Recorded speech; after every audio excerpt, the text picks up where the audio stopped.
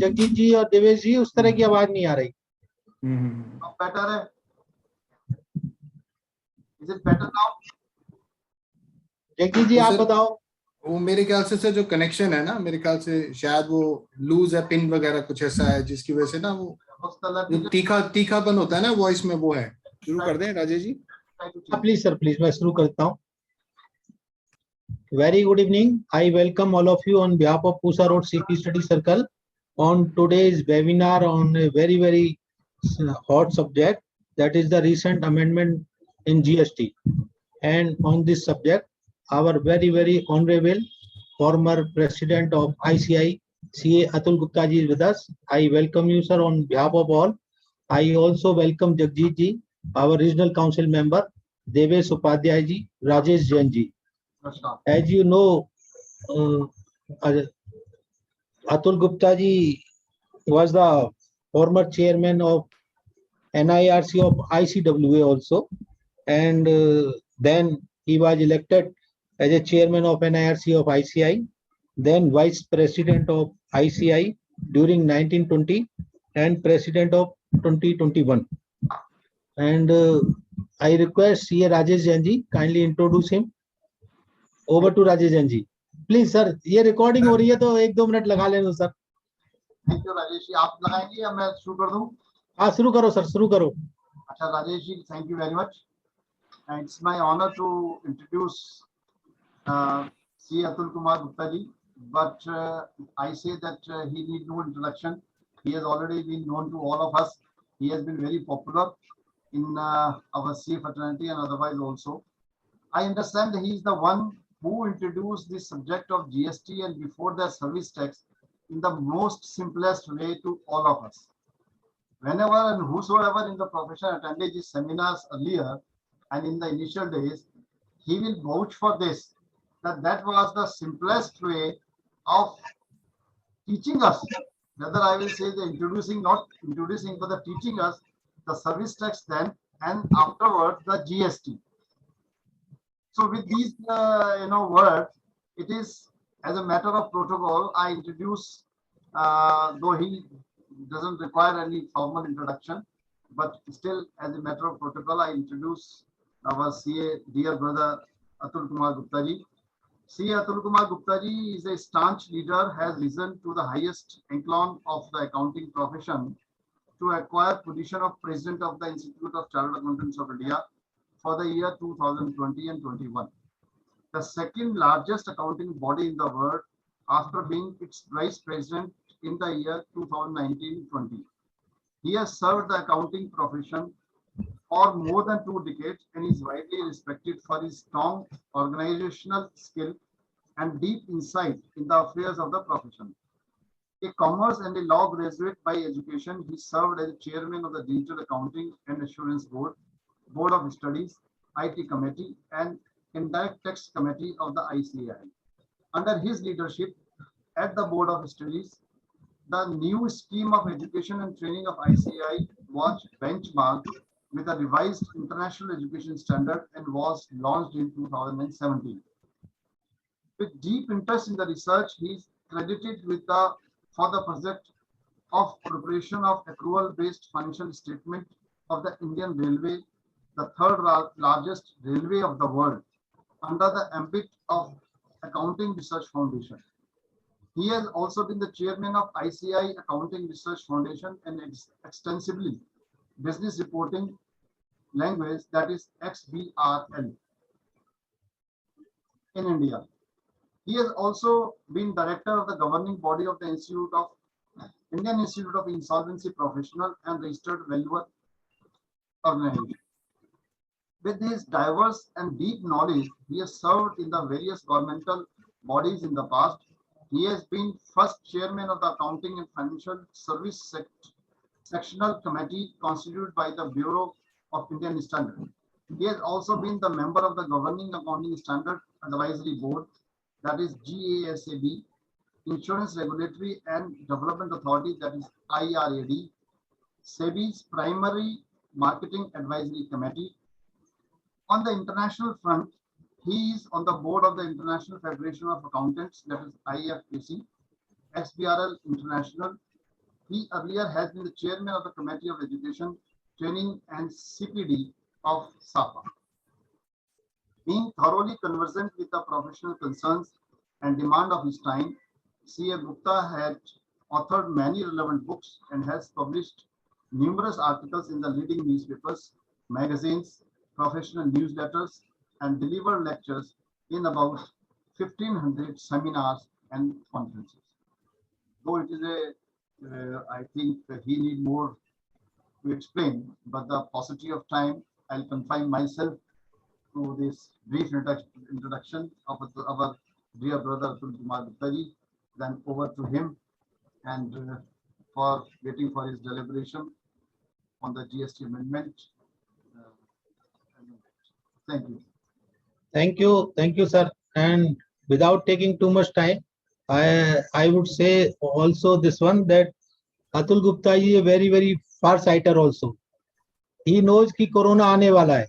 When he took the office of the vice president in February 19, he knows, because within 3 months he put all the institute work on automation mode, जिससे कि किसी को कोई problem ना हो आने जाने की भी, और सब कुछ ऑटोमेटिक.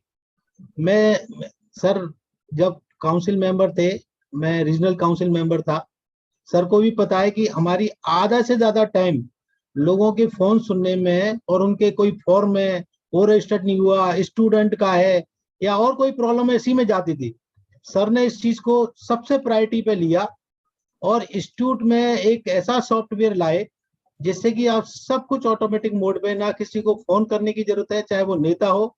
जगजीत जी मेरी बात से शायद सहमत नहीं होंगे थोड़ी बहुत और सर को इस चीज का क्रेडिट जाता है, इसके लिए मैं सर का बहुत बहुत धन्यवाद करता हूं. और sir over to you sir.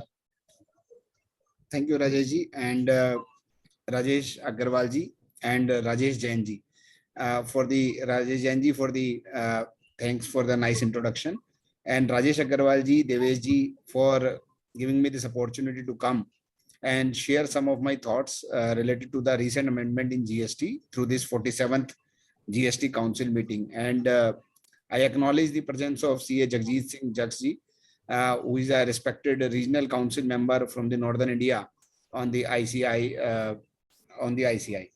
And very respected friends, colleagues, ladies and gentlemen. जैसा कि राजेश भाई साहब ने कहा कि आज हम लोग जो है वो जीएसटी की जो रीसेंट अमेंडमेंट्स हैं, एंड स्पेसिफिकली अगर मैं बात करूं तो 47th जीएसटी काउंसिल मीटिंग से जो अमेंडमेंट्स आए हैं हम लोग वो डिस्कस करेंगे. मैं शायद 50+ चेंजेस जो हैं वो डिस्कस करने का मौका रहेगा, और उनमें से करीबन 20 ऐसे चेंजेस रहेंगे जहां पर मैं इलस्ट्रेशंस, तो जैसे राजेश भाई साहब ने कहा, राजेश जैन जी ने, कि I will try to make the job very simple through the illustrations और द एग्जांपल्स, तो हमें ज्यादा क्लैरिटी आएगी कि हम लोग एग्जैक्टली क्या चेंजेस हैं. एक बात जो मैं हमेशा हर प्रोग्राम में बोलता हूं, वहां पर आज फिर बोलूंगा. सर 1 जुलाई 2017 को जीएसटी आया था और हम लोगों ने एक सपना, क्योंकि हम एक्साइज में उस तरीके से इस सब्जेक्ट को अपना सब्जेक्ट नहीं बना पाए, सर्विस टैक्स में जब आया तो हमें लगा कि 3 सर्विस है, 5% टैक्स है, तो again we miss the bus to certain extent.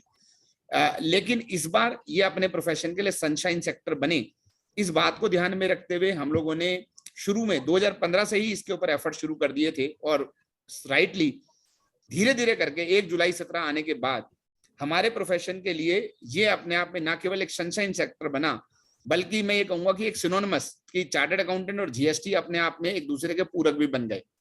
लेकिन यहाँ पर मेरा एक छोटा सा निवेदन है आप सभी लोगों से कि हम लोग जो है वो अब धीरे धीरे, क्योंकि लिटिगेशन बढ़ने वाली है, तो हम लोग जो है वो interpretation of the law, jurisprudence, जो analytical side of the law है, इसके ऊपर भी जो है वो हम प्रोग्राम्स करें, एक्टिविटी करें, ताकि जो है वो आप केवल और केवल कंप्लायंस के लिए नहीं, बल्कि जो है वो जो आर्ग्यूमेंट्स हैं, जो जजमेंट, जो आपने कोर्ट में केसेस होंगे, लिटिगेशन होगी, उसमें भी हम चार्टर्ड अकाउंटेंट जो है वो अग्रणी रूप अपनाएं, ताकि जो है वो जो हमारा एक वो है, या ये सप्तेषु जागृति, या हम कहें कि दी पार्टनर इन नेशन बिल्डिंग, तो वो रोल जो है वो चार्टर्ड अकाउंटेंट जो है वो बखूबी legal analysis of the GST में भी करेंगे. So that will give a lot of, I will say, the brand equity to the chartered accountants, as well as that there will be a lot of brand ambassador the role of a brand ambassador for the profession as well.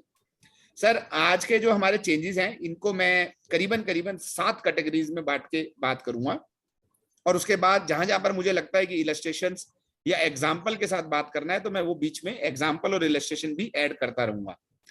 जो पहले मैं आपको 7 category के changes बता देता हूं कि जो 7 कैटेगरीज के चेंजेस हैं वो किस तरीके से बनाए गए हैं। पहले मैं आपसे बात करूंगा रेट में चेंजेस की। तो 3 तरह के चेंज हैं सर रेट में। जो पहला चेंज है रेट के अंदर वो ये कि हमें, आपको पता है कि हमें गुड्स में चेंज है कि जो rate of goods, certain goods हैं वो चेंज कर दिए गए हैं, इसी तरीके से सर्विस के भी चेंज कर दिए गए हैं। लेकिन जो इंपॉर्टेंट है वो क्या है, इन्वर्टेड ड्यूटी स्ट्रक्चर। आप लोगों को पता है कि अगर मेरा आउटपुट के ऊपर टैक्स कम है, मतलब 5% वाला है, और इनपुट के ऊपर मान लीजिए 18% टैक्स है, तो मुझे इन्वर्टेड ड्यूटी स्ट्रक्चर के तहत जो है वो रिफंड जो है वो मैं उसके लिए एलिजिबल होता हूँ। लेकिन क्या होता है कि इस रिफंड के जो पूरे ओवरऑल इकोसिस्टम है, एट टाइम्स इसमें कई बार पेन पॉइंट्स भी होते हैं और कई बार ऐसी प्रैक्टिसेस भी देखी गई हैं जो एक्सेप्टेबल प्रैक्टिस नहीं होती हैं। तो उस बात को इंश्योर करने के लिए इन्वर्टेड ड्यूटी स्ट्रक्चर कम से कम हो, या तो मैं आउटपुट को वही 5 कर दूं, या मैं 1 मिनट के लिए इनपुट को जो है वो मैं एक बार के लिए 18 की जगह 5 पे ले आऊं। तो ऐसा प्रयास जो है वो इस जीएसटी काउंसिल के मीटिंग के बाद हमें जो है वो देखने को मिला है। जो दूसरा है वो ये कि कई बार आपके सामने एक चैलेंज आता है कि जब, जैसे एग्जांपल की बात करें, हम बात करेंगे कि आइसक्रीम जो है वो आइसक्रीम पार्लर्स में मिलती है तो उसके ऊपर रेट 18 लगेगा या रेस्टोरेंट वाला 5 लगेगा। तो उस तरह के जो कंफ्यूजन्स थे, उन कंफ्यूजन्स को दूर करने के लिए कुछ क्लैरिफिकेशंस इशू की गई हैं। तो हम वो 2 नंबर पे बात करेंगे, तो वो हमारा सेकंड पार्ट होगा डिस्कशन का। जो तीसरा डिस्कशन का पार्ट है वो है रिफंड से रिलेटेड। तो रिफंड से रिलेटेड काफी सारे चेंजेस हैं, जैसा कि मैंने आपको इन्वर्टेड ड्यूटी स्ट्रक्चर की बात करी, उसका फार्मूले की बात करी, कुछ टाइम लिमिट को लेके बात है, कुछ 1 मिनट के लिए हमारे जो एक्सपोर्टर भाई रिफंड क्लेम करते हैं तो उनको रिस्की एक्सपोर्टर की कैटेगरी में डाल दिया जाता है, उसको लेके हम लोगों को बात समझना चाहिए। और इसी तरीके से इसके अलावा ड्यूटी फ्री शॉप्स और कुछ ऐसे चीजें हैं जो हमारे रूटीन में नहीं होती है, तो उनको टाइम मिलेगा तो हम जरूर डिस्कस करेंगे। चौथा कैटेगरी चेंज है वो है रिवर्स चार्ज को लेके। आपको पता है कि आज की तारीख में पोस्टल सर्विस या जीटीए की सर्विस में रिवर्स चार्ज एप्लीकेबल होता है। अब उसको कुछ ईज आउट किया गया है, तो वो क्या है चेंज, वो हम लोग जो है वो उस कैटेगरी में चेंजेस को डिस्कस करेंगे। 5वां रजिस्ट्रेशन, 6ठा इनपुट टैक्स क्रेडिट, और 7वां कुछ मिसलेनियस बातें। तो ये सब मिला के 7 अलग अलग कैटेगरीज में हम लोग जो है वो आज के इन चेंजेस को आपके सामने मैं रखने की कोशिश करूंगा। तो सबसे पहले शुरुआत करते हैं सर, जो हमारे रेट ऑफ चेंज की बात करें, कि जहां पर जो है वो चेंज इन रेट्स की बात करें, कि जहां पर जो है वो रेट्स को चेंज किया गया है। तो मेरे को पता है क्योंकि ये काफी सारे चेंजेस हैं, रेट्स हैं, इसलिए आपको शायद हो सकता है कि ऐसा लगे कि मैं काफी सारे आपसे डिस्कस करता जा रहा हूं, लेकिन मैं कोशिश करूंगा कि उनको बड़ी स्पीडली मैं जो है वो आपके साथ ये चेंजेस को डिस्कस करूं, क्योंकि करीबन जो चेंजेस हैं रेट्स के, वो अगर मैं टोटल करूं तो शायद जो है वो 44 चेंजेस हैं, 44 जगह पे चेंजेस है, तो 44 जगह पे रेट चेंज किए गए हैं।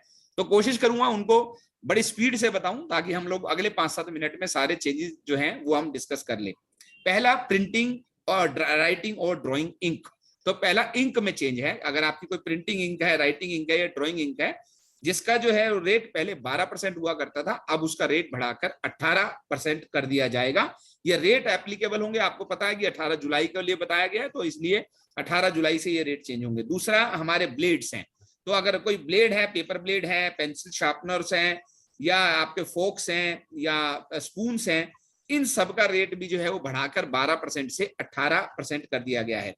तीसरी चीज, जो पंप्स होते हैं, जैसे वाटर पंप होता है, आपका ट्यूबवेल पंप्स होते हैं, तो थोड़ा एग्रीकल्चर सेक्टर वालों के लिए दिक्कत आएगी, क्योंकि अब जो है वो जो हमारे ये पंप्स होते हैं, जो हमारे सबमर्सिबल पंप्स हैं या ट्यूबवेल पंप्स हैं, इनका रेट भी बढ़ाकर 12 से 18% कर दिया गया है।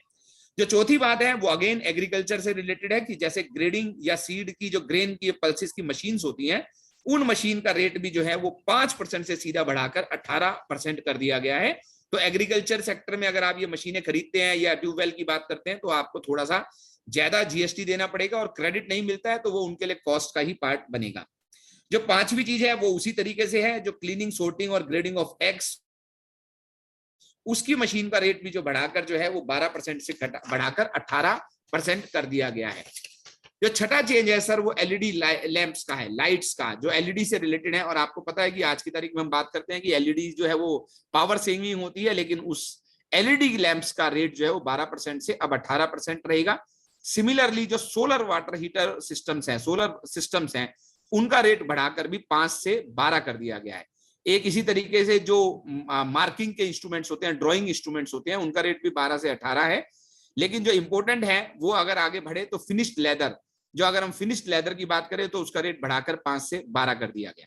तो सर ये हमारे जो थे वो करीबन करीबन जो है वो 9 ऐसे रेट थे जो गुड्स में चेंज किए गए हैं। अब मैं आपको बताना चाहूंगा राजेश जी, जो अगले कैटेगरी के चेंजेस हैं वो है जॉब वर्क से रिलेटेड। तो जॉब वर्क जो है वो 3 चेंजेस हैं जॉब वर्क में। पहला जॉब वर्क है हाइड, स्किन या लेदर से रिलेटेड, जिसका रेट बढ़ाकर 5 से 12 कर दिया गया है। अगर लेदर गुड्स या फुटवियर से रिलेटेड बात करें तो उनका रेट 5 से 12 कर दिया गया है। और तीसरा मैन्युफैक्चरिंग ऑफ क्ले ब्रिक्स, तो उसका रेट भी बढ़ाकर 5 से 12 कर दिया गया। तो 3 तरह के जॉब वर्क है जिनका रेट बढ़ाकर 5 से 12% कर दिया गया है। लेदर से रिलेटेड है, फुटवियर से रिलेटेड है और ब्रिक्स से रिलेटेड है। इसी तरीके से वर्क्स कॉन्ट्रैक्ट, तो ये जरा एक बार के लिए ध्यान से समझने की बात है कि जो हमारे वर्क्स कॉन्ट्रैक्टर हैं, जो हमारे कॉन्ट्रैक्टर भाई हैं, उनके लिए जो है वो 3 तरह के जो हैं वो रेट को चेंज किया गया है। मतलब 3 बड़ी बड़ी कैटेगरीज हैं, उनमें हजारों मेरे हिसाब से कॉन्ट्रैक्टर भाई जो है वो उनको इस बात का ध्यान रखना पड़ेगा। बात कर रहे हैं सर रोड से related, bridges, railway, metro, effluent treatment plant से रिलेटेड। तो इन सब के ऊपर जो है वो अभी तक अगर आप रोड बनाते हैं तो नेशनल हाईवे की रोड बना रहे हैं या कोई रेलवे ट्रैक से रिलेटेड काम कर रहे हैं, मेट्रो से रिलेटेड काम कर रहे हैं, आपको 12% जीएसटी लगता था। अभी उसका रेट बढ़ाकर जो है वो 18% जो है वो कर दिया जाएगा। इसी तरीके से अगर आप गवर्नमेंट के लिए, सेंट्रल गवर्नमेंट या स्टेट गवर्नमेंट के लिए आप जो है वो एजुकेशनल इंस्टीट्यूट बना रहे हैं, हॉस्पिटल बना रहे हैं आप जो है, या उसके सब कॉन्ट्रैक्टर भी हैं, तो अगर मान लीजिए मेन कॉन्ट्रैक्ट जो है वो जगजीत जी को मिला और सब कॉन्ट्रैक्टर राजेश जी के पास है, तो दोनों के ऊपर ये रेट एप्लीकेबल होगा और उसको भी बढ़ाकर 12% से 18% कर दिया गया है। तो अभी तक राजेश जी क्या था कि अगर आप एक प्राइवेट स्कूल का बना रहे हैं तो उसका रेट पहले से ही 18 था, लेकिन अगर गवर्नमेंट स्कूल बना रहे हैं तो उसका रेट 12% था, जिसे अब बढ़ाकर 18% कर दिया गया है। इसी तरीके से अर्थवर्क, जैसे आप मान लीजिए एयरपोर्ट का काम करते हैं या आप जो है वो कंस्ट्रक्शन, रोड कंस्ट्रक्शन में बेसिक वर्क करते हैं, तो उस तरह के कामों के लिए इसको हम बोलते हैं अर्थवर्क, जिसमें अंदर नॉर्मली क्या होता है कि 25% से ज्यादा मटेरियल कम होता है, बाकी सारा लेबर पार्ट होता है। उस काम के अंदर भी बढ़ाकर जो है वो रेट 5% था, अब उसको बढ़ाकर 12% कर दिया गया है। तो उसके अंदर भी जो है वो अपने को, तो 3 तरह के जॉब वर्क कंस्ट्रक्शन सेक्टर से रिलेटेड जो है, मैंने बताया कि रेलवे, मेट्रोस का रेट 12 से 18, अगर government hospitals, government education institute बना रहे हैं उनका रेट भी 12 से 18, और जो तीसरा है आपका जो अर्थवर्क है उसका रेट 5 से 12। एक चिट फंड को लेके जो फॉरमैन होते हैं उनका रेट 12% हुआ करता था, चिटमैन को जो फॉरमैन को जो चिट फंड का पैसा मिलता था, अब उसका रेट बढ़ाकर 18% कर दिया गया है। अब सर जो है ये 16 जो चेंजेस मैंने आपको बताए, इन 16 चेंजेस के बाद जो है वो अगली जो कैटेगरी है वो है इन्वर्टेड ड्यूटी स्ट्रक्चर के लिए। तो ये था गुड्स में चेंज, सर्विसेज में चेंज।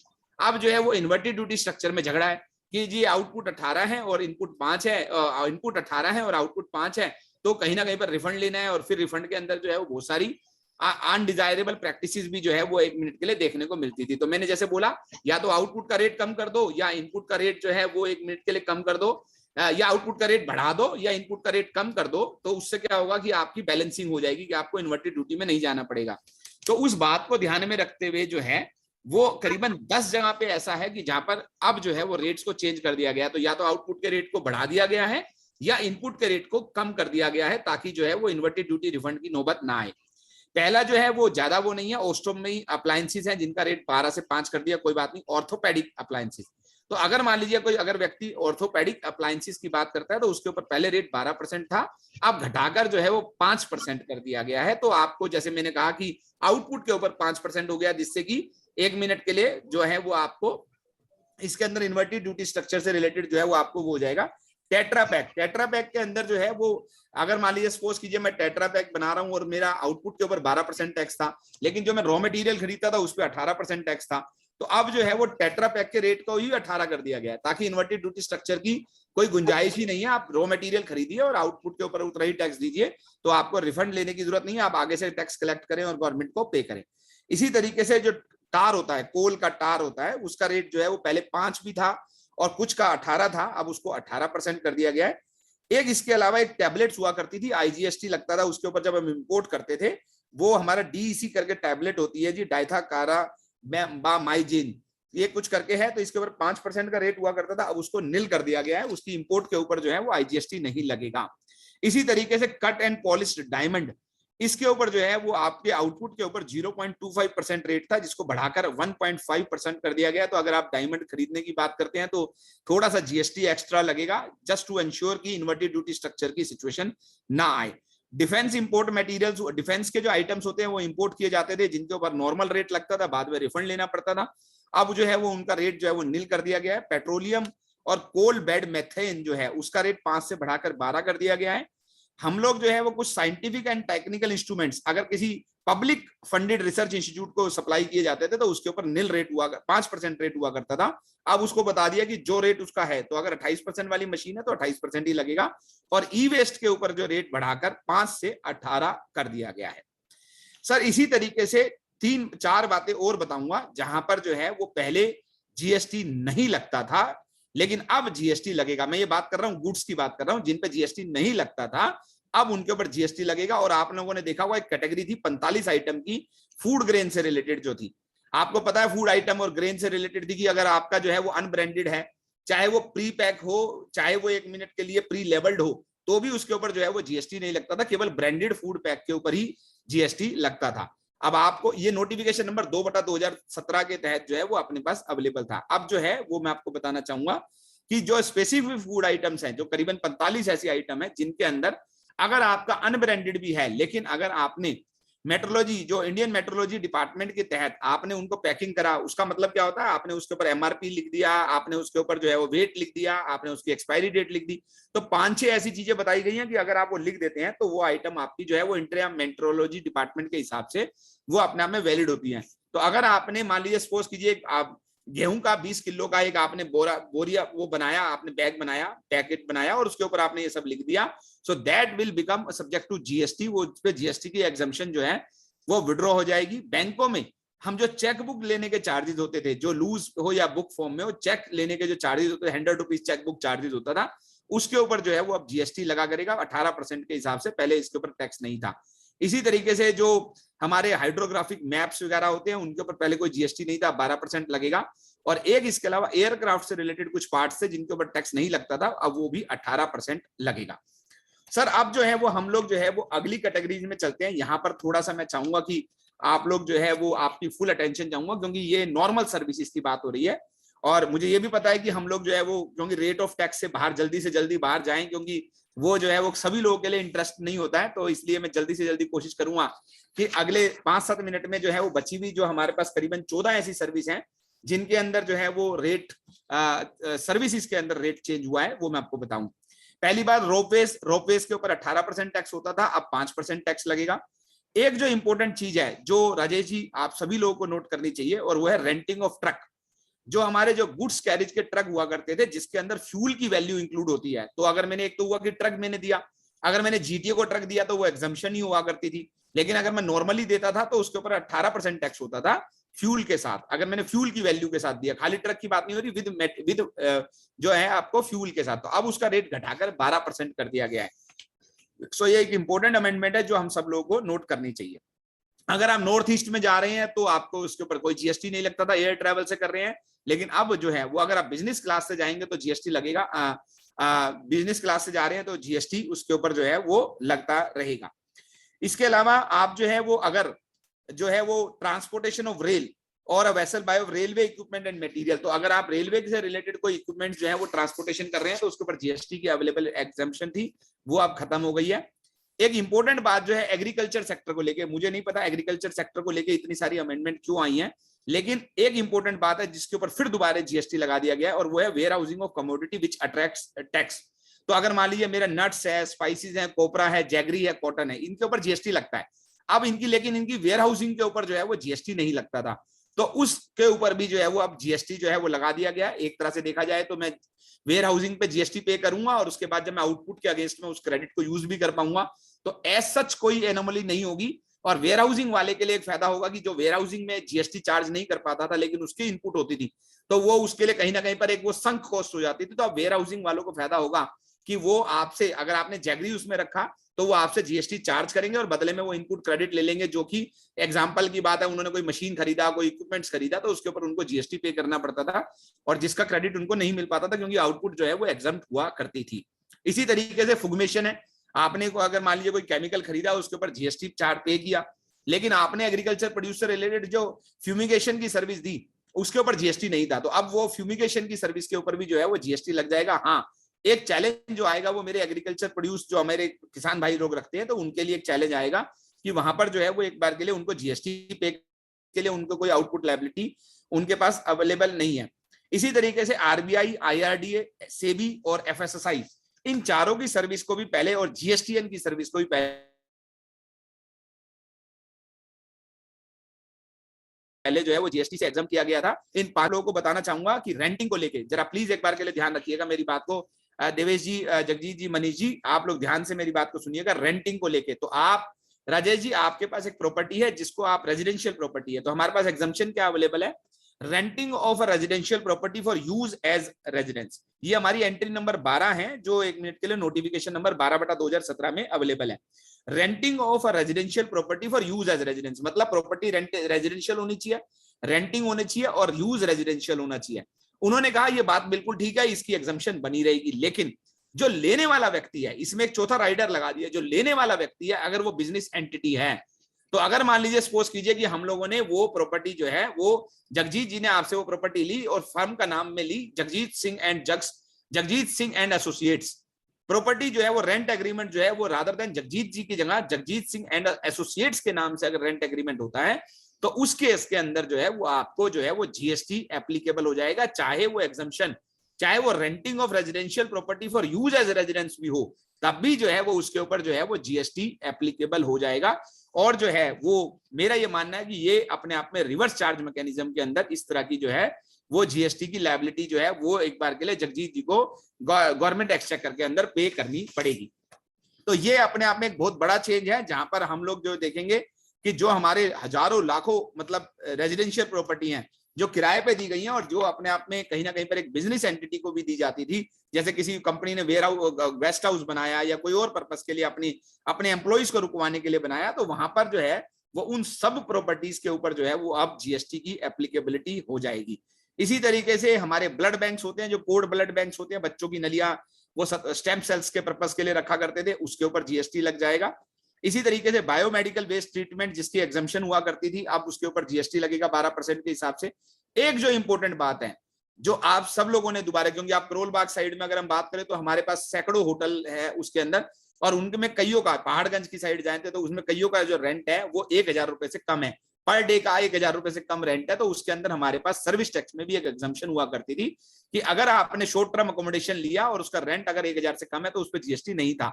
अब इसके अंदर जो है वो अपना जो है वो अमेंडमेंट आ गया है, और इसके तहत अगर वो 1000 रुपए से अमेंडमेंट मतलब नोटिफिकेशन आएगा, उसके अंदर जो है वो एक नोटिफिकेशन आएगा कि 1000 रुपए से कम अगर आपका रेंटल है तब भी उसके ऊपर जो है वो जीएसटी लगेगा। हाँ, जीएसटी का रेट जो है वो 12% रखा जाएगा, वो 18% नहीं होगा। तो ये अपने आप में एक इंपॉर्टेंट बात है कि जितने भी ऐसे होटल हैं जिनमें रूम रेंट स्पेसिफिकली छोटे शहरों में क्लास बी सिटीज के अंदर बात करें, तो वहां पर इन सब के ऊपर जो है वो जीएसटी की एप्लीकेबिलिटी हो जाएगी। हॉस्पिटल सेक्टर जिसके लिए बोला गया कि भाई 1 मिनट के लिए इंपैक्ट नहीं आएगा, लेकिन अपने आप में ये एक शुरुआत है जहां पर हम लोग देख सकते हैं कि अगर 5000 से ऊपर का पर डे का रूम है एक्सेप्ट दी आईसीयू, तो उसके ऊपर भी जो है वो जीएसटी एप्लीकेबल होगा। हाँ, 5% का रेट है, लेकिन आईटीसी अवेलेबल नहीं होगा होटल्स के, हॉस्पिटल्स के लिए। तो हॉस्पिटल के केस में 5000 रुपए से ऊपर का अगर रूम लिया जाता है पर डे पर पेशेंट, तो मैं आपको बता रहा हूं होटल का जो रूम है, room rent 5000 rupees per day पर पेशेंट। मतलब क्या हुआ कि अगर एक रूम बड़ा है और उसमें 4 पेशेंट है, तो पर डे पर पेशेंट के हिसाब से अगर 5000 से ऊपर का वैल्यू है तो उस केस के अंदर जो है वो 5% का जीएसटी जो है वो एप्लीकेबल हो जाएगा। एक इंपॉर्टेंट बात है और जो वो क्या है, रिक्रिएशनल एक्टिविटी से रिलेटेड है। तो हमारे बच्चे कई बार क्या करते हैं, कोई कोचिंग लेते हैं आर्ट्स की, कल्चर की, स्पोर्ट्स की, तो वो कुछ ही ऑर्गेनाइज्ड वे में, कोई आजकल तो स्टार्टअप्स भी चल गए हैं, मैं नाम नहीं लेना चाहूंगा किसी का, तो वो इस तरह के स्टार्टअप्स भी चल गए हैं कि जो इस तरह की फैसिलिटीज प्रोवाइड करते हैं। तो ये एक एग्जम्पशन हुआ करती थी मेरे पास जीएसटी के अंदर, उस एग्जम्पशन को अब पार्शियली विड्रॉ कर लिया गया। मतलब अगर वो जगजीत सिंह एंड सन्स अगर मान लीजिए वो रिक्रिएशनल फैसिलिटी दे रही है तो उसके ऊपर जीएसटी एप्लीकेबल हो जाएगा। अगर जगजीत सिंह जी खुद एज ए इंडिविजुअल वो सर्विस दे रहे हैं तो उनके ऊपर जीएसटी एग्जम्पशन बनी रहेगी। तो अगर एक इंडिविजुअल ये फैसिलिटी देगा, स्पोर्ट्स की ट्रेनिंग देगा, आर्ट की ट्रेनिंग देगा, कल्चर की ट्रेनिंग देगा, रिक्रिएशनल ट्रेनिंग देगा, तो उसके ऊपर जो है वो 1 मिनट के लिए जीएसटी नहीं लगेगा। लेकिन अगर एक एंटिटी सर्विस देगी तो उस केस में उसके ऊपर जीएसटी लग जाएगा। तो राजेश जी, मैंने कोशिश करी कि मैं जल्दी जल्दी बताऊं, लेकिन फिर भी करीबन 18 मिनट का समय लग गया। ये सारे के सारे जो हमारे करीबन जो है, मैंने आपको जैसे बताया कि मैंने आप लोगों को जो है वो 16 + 14 + 14, तो करीबन जो है वो मैंने आपको जो है वो 44 तरह के जो है वो रेट चेंजेस बताए, जहां पर आपको ये देखने को मिलेंगे 18 तारीख से या उसके बाद जो नोटिफिकेशंस इशू होंगी। अब जो है वो हमारे पास 6 तरह के ऐसे भी रेट हैं जहां पर कंफ्यूजन था, जहां पर ये पता नहीं चल रहा था कि जीएसटी कितना वैल्यू पे लगेगा। तो लोग अलग अलग तरह के प्रयास लगा रहे थे, फील्ड ऑफ इंफॉर्मेशन अलग तरीके से जीएसटी मांग रही थी। तो पहली बात यह कि इलेक्ट्रिक व्हीकल्स, तो उन्होंने बोला इलेक्ट्रिक व्हीकल्स के अंदर कई बार बैटरी नहीं लगी होती है, तो वो कहते हैं जी इसके ऊपर क्या रेट लगेगा। तो उन्होंने बताया कि वो इलेक्ट्रिक व्हीकल्स चाहे उसमें बैटरी हो या नहीं हो 5% जीएसटी लगेगा। फ्लाई ऐश ब्रिक्स जो है वो उसके ऊपर भी 5% ही लगेगा। जो हमारे स्टोन्स होते हैं जिनके अंदर पॉलिश्ड है या नहीं, उसके ऊपर भी 5% जीएसटी लगेगा। हर तरह के मैंगो पल्प के ऊपर जो है वो 1 मिनट के लिए जो है वो 12% जीएसटी लगेगा। और रॉ मैंगो और फ्रेश मैंगो की बात नहीं हो रही है, मैंगो पल्प्स की बात हो रही है। और सीवरेज ट्रीटमेंट प्लांट के ऊपर जो है, चाहे उसमें प्यूरिफाइड वर्ड को लेके कंफ्यूजन था, वो है या नहीं है, एग्जम्प्ट रहेगा। और एक निकोटिन गम है, उसके ऊपर 18% जीएसटी लगेगा। तो ये अपने आप में गुड्स को लेके कुछ क्लैरिफिकेशन थी, जल्दी जल्दी कर दिया क्योंकि सब लोगों के इंटरेस्ट की नहीं होती है। सर्विसेज को लेके कुछ लोगों के मन में एक वो रहेगा, आइसक्रीम पार्लर। तो जैसा कि 1 मिनट के लिए मैंने बताया आपको कि एक आइसक्रीम पार्लर के ऊपर जीएसटी कितना लगेगा, 5 लगेगा या 18 लगेगा। तो कंफ्यूजन था क्योंकि आइसक्रीम पार्लर जो है वो मैन्युफैक्चरिंग नहीं करते, वो केवल सर्विस देते हैं। जैसे आपने देखा ना बड़े बड़े बेस्किन के और दूसरे, मैं नाम नहीं लेना चाहता, पर जो है बड़े बड़े आज की तारीख में बहुत बड़े बड़े पार्लर्स बने हुए होते हैं जहां पर आप डिफरेंट आइसक्रीम्स अपने तरीके से सिलेक्ट कर सकते हैं। उनके ऊपर जीएसटी कितना लगेगा, इस बात को लेकर चर्चा थी। तो एक 2021 के अंदर 6 अक्टूबर 2021 को एक सर्कुलर निकला और जिसके अंदर ये कहा गया कि इसके ऊपर 18% जो है वो जीएसटी लगेगा। लेकिन अब पीछे का क्या होगा, तो उस बात को एंश्योर करने के लिए कि पीछे की लायबिलिटी ना बन जाए, गवर्नमेंट ने जो है वो एक अपने आप में इसको क्लैरिफाई करना चाहा कि अब जो इस जो पीरियड है 1 जुलाई 2017 से और इस नोटिफिकेशन का जो पीरियड है 2021 का, उस दोनों के पीरियड के बीच के अंदर जो है वो जीएसटी जो है वो 5% ही लगता रहेगा। लेकिन आगे चल के जो है वो अपना जो है वो सर्कुलर के हिसाब से उस चीज को वैलिडेट कर दिया गया है। एक सर हम लोग यूनिवर्सिटीज की बात करते हैं, तो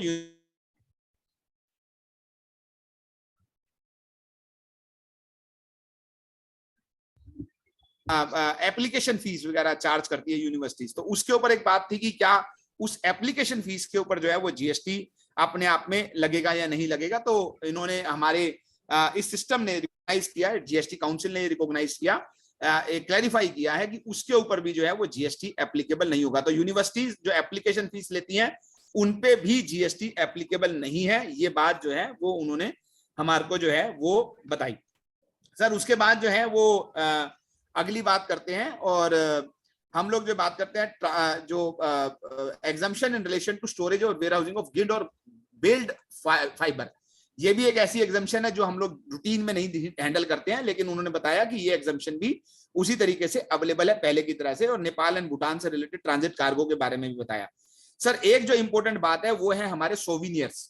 तो जैसे मान लीजिए एग्जाम्पल की बात है, आईसीआई या कोई और बॉडी जो है वो कोई सोविनियर प्रिंट करती है, कोई न्यूज़लेटर प्रिंट करती है, उसके अंदर एडवर्टाइजमेंट दिए जाते हैं। तो उसके ऊपर 1 मिनट के लिए बात थी कि 18% जीएसटी लगेगा या 5% जीएसटी लगेगा। तो गवर्नमेंट ने क्लैरिफाई कर दिया कि उसके ऊपर भी जो है वो 5% ही जीएसटी एप्लीकेबल है हमेशा से। तो ये हम आपको क्लैरिफाई कर रहे हैं, तो कंफ्यूजन की कोई स्थिति किसी भी तरह की जो है वो अपने आप में नहीं है। सर एक हमारे जो है वो रेंटिंग ऑफ वाटर व्हीकल्स को भी लेके कुछ एग्जम्पशन दी गई है। थोड़ा सा मैं आराम से बताता हूं क्योंकि 1 मिनट के लिए लोगों को कंफ्यूजन ना हो, क्योंकि 3-4 बातें हैं। पहली बात है रेंटिंग ऑफ व्हीकल्स में जहां पर हमारा ऑपरेटर है साथ में। तो मान लीजिए मैंने आपको जो है व्हीकल दिया विद ऑपरेटर दिया for transportation of goods on time basis. मतलब मैंने आपको बोला कि भाई आपको ये जो है वो इतने दिन के लिए मैं आपको इस तरीके से विद ऑपरेटर दे रहा हूं। तो मान लीजिए एग्जांपल है, जगजीत जी ने कहा मुझे एक ट्रक चाहिए और विद ऑपरेटर चाहिए। तो उसके ऊपर जो है वो उन्होंने बताया कि जैसे अभी 18% का जीएसटी एप्लीकेबल था, अभी जो है वो फ्यूल के साथ एक हुआ ऑपरेटर के साथ। मेरी बात को ध्यान से समझिएगा, मैं यहाँ पर फ्यूल के साथ वाली बात नहीं कर रहा हूँ, वहां रेट 12 है। यहाँ पर ऑपरेटर के साथ अगर बात करें तो 18% जीएसटी है। लेकिन अगर मान लीजिए मैंने अपना व्हीकल दिया प्लस मैंने फ्यूल के चार्जेस भी उसमें इंक्लूड है, तो उस केस के अंदर जीएसटी जो है वो 12% है, ऑपरेटर के साथ नहीं है ये, और ये टाइम बेसिस पे नहीं है। इसी तरीके से अगर मान लीजिए मोटर व्हीकल, एक कंपनी जो है वो एक रेंट ऑफ मोटर व्हीकल करती है, जो कि अगेन टाइम बेसिस पे है, तो वो अपने आप में आरसीएम बेसिस के ऊपर जो है वो अपने आप में टैक्सेबल होता है।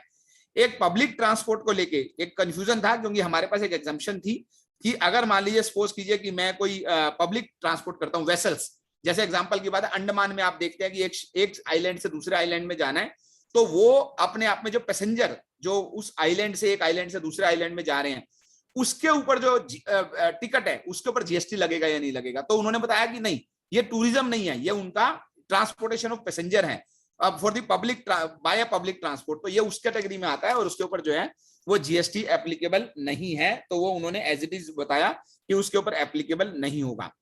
सर अब जो है वो एक इंपॉर्टेंट बात है, जो हमारे रियल एस्टेट के जो हमारे बिल्डर ब्रदर्स हैं उनके लिए जो है वो कुछ एग्जम्पशंस के बारे में हम लोग जो है वो एक दो एग्जम्पशन जो है वो हम बात करेंगे।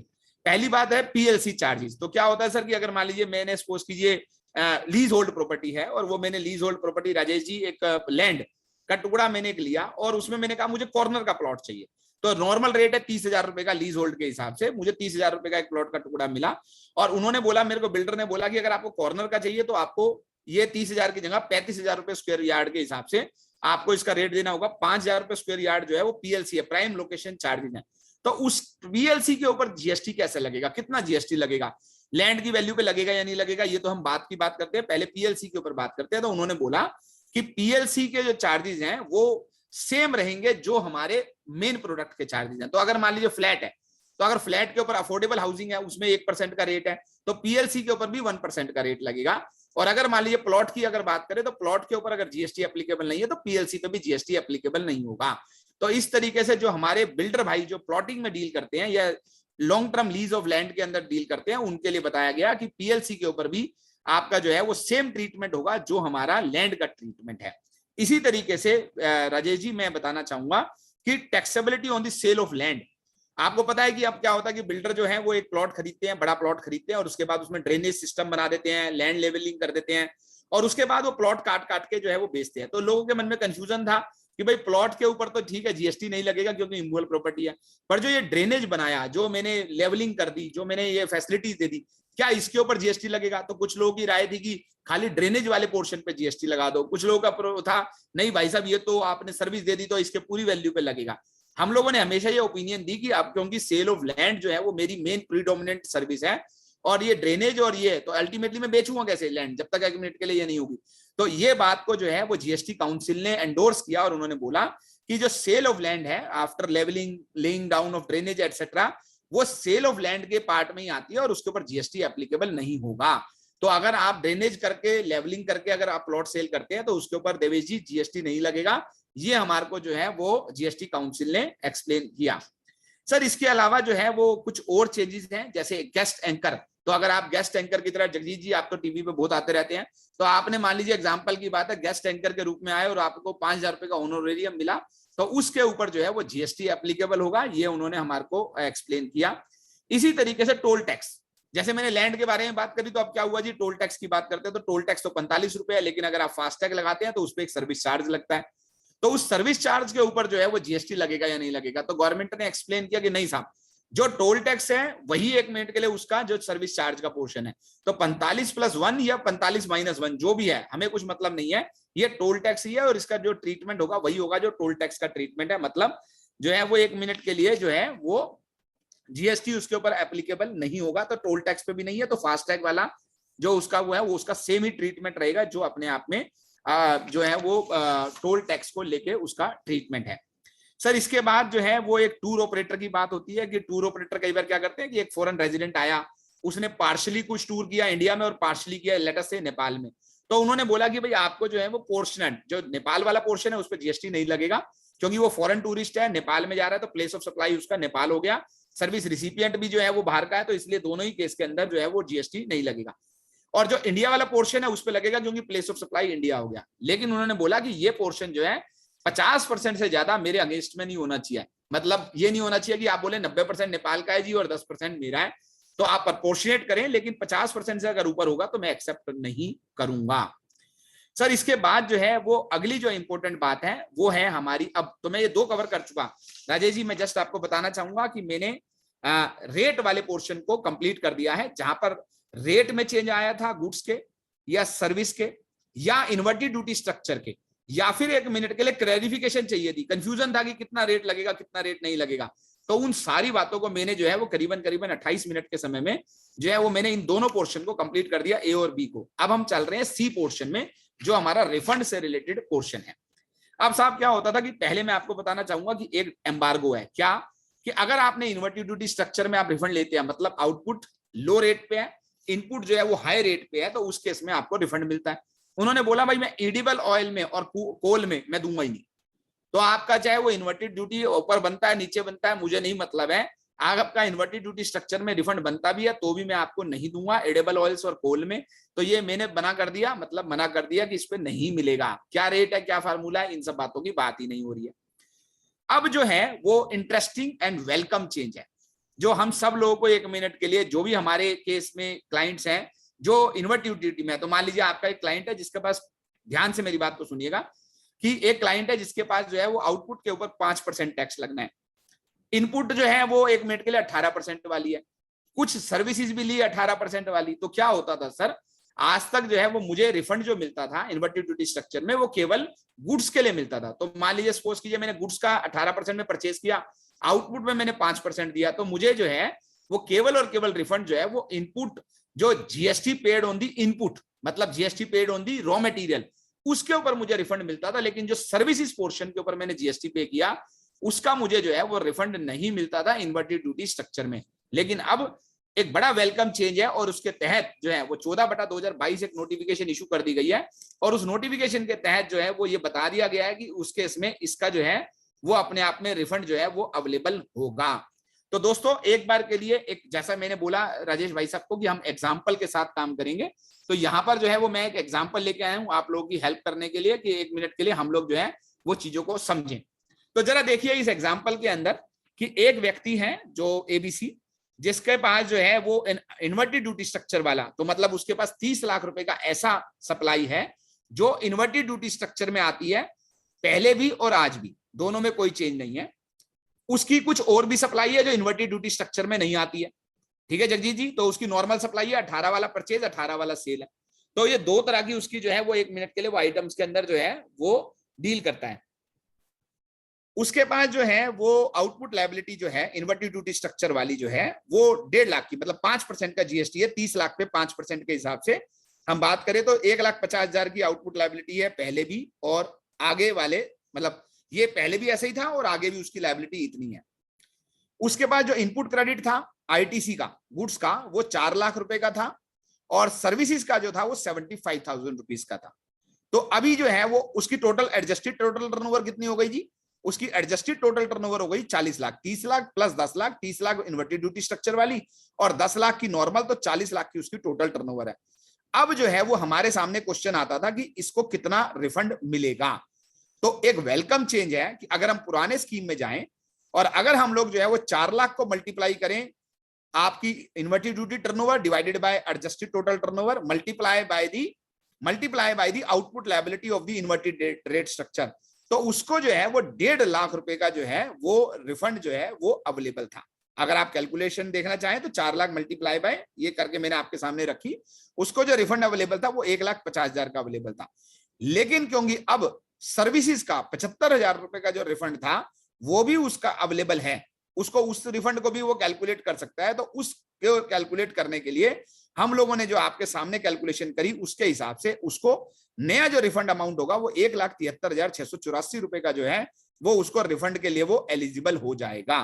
तो इस तरीके से एक वेलकम चेंज है। राजेश जी, जगजीत जी, आप सभी लोग जरा इस बात को नोट करें कि अब एक जो वेलकम चेंज है वो ये कि पहले इन्वर्टेड ड्यूटी स्ट्रक्चर वाले हमारे जो मित्र हैं, एसएससीज हैं, जिनको 1 मिनट के लिए सर्विसेज से रिलेटेड जीएसटी का कोई बेनिफिट नहीं हुआ करता था, अब उनको उसका प्रोपोर्शनेट बेनिफिट भी जो है वो अपने आप में हो जाएगा। और अगर सारा ही इन्वर्टेड ड्यूटी स्ट्रक्चर वाली वो है टर्नओवर है तो बेनिफिट जो है वो कहीं और ज्यादा जो है वो उसका बढ़ के आएगा।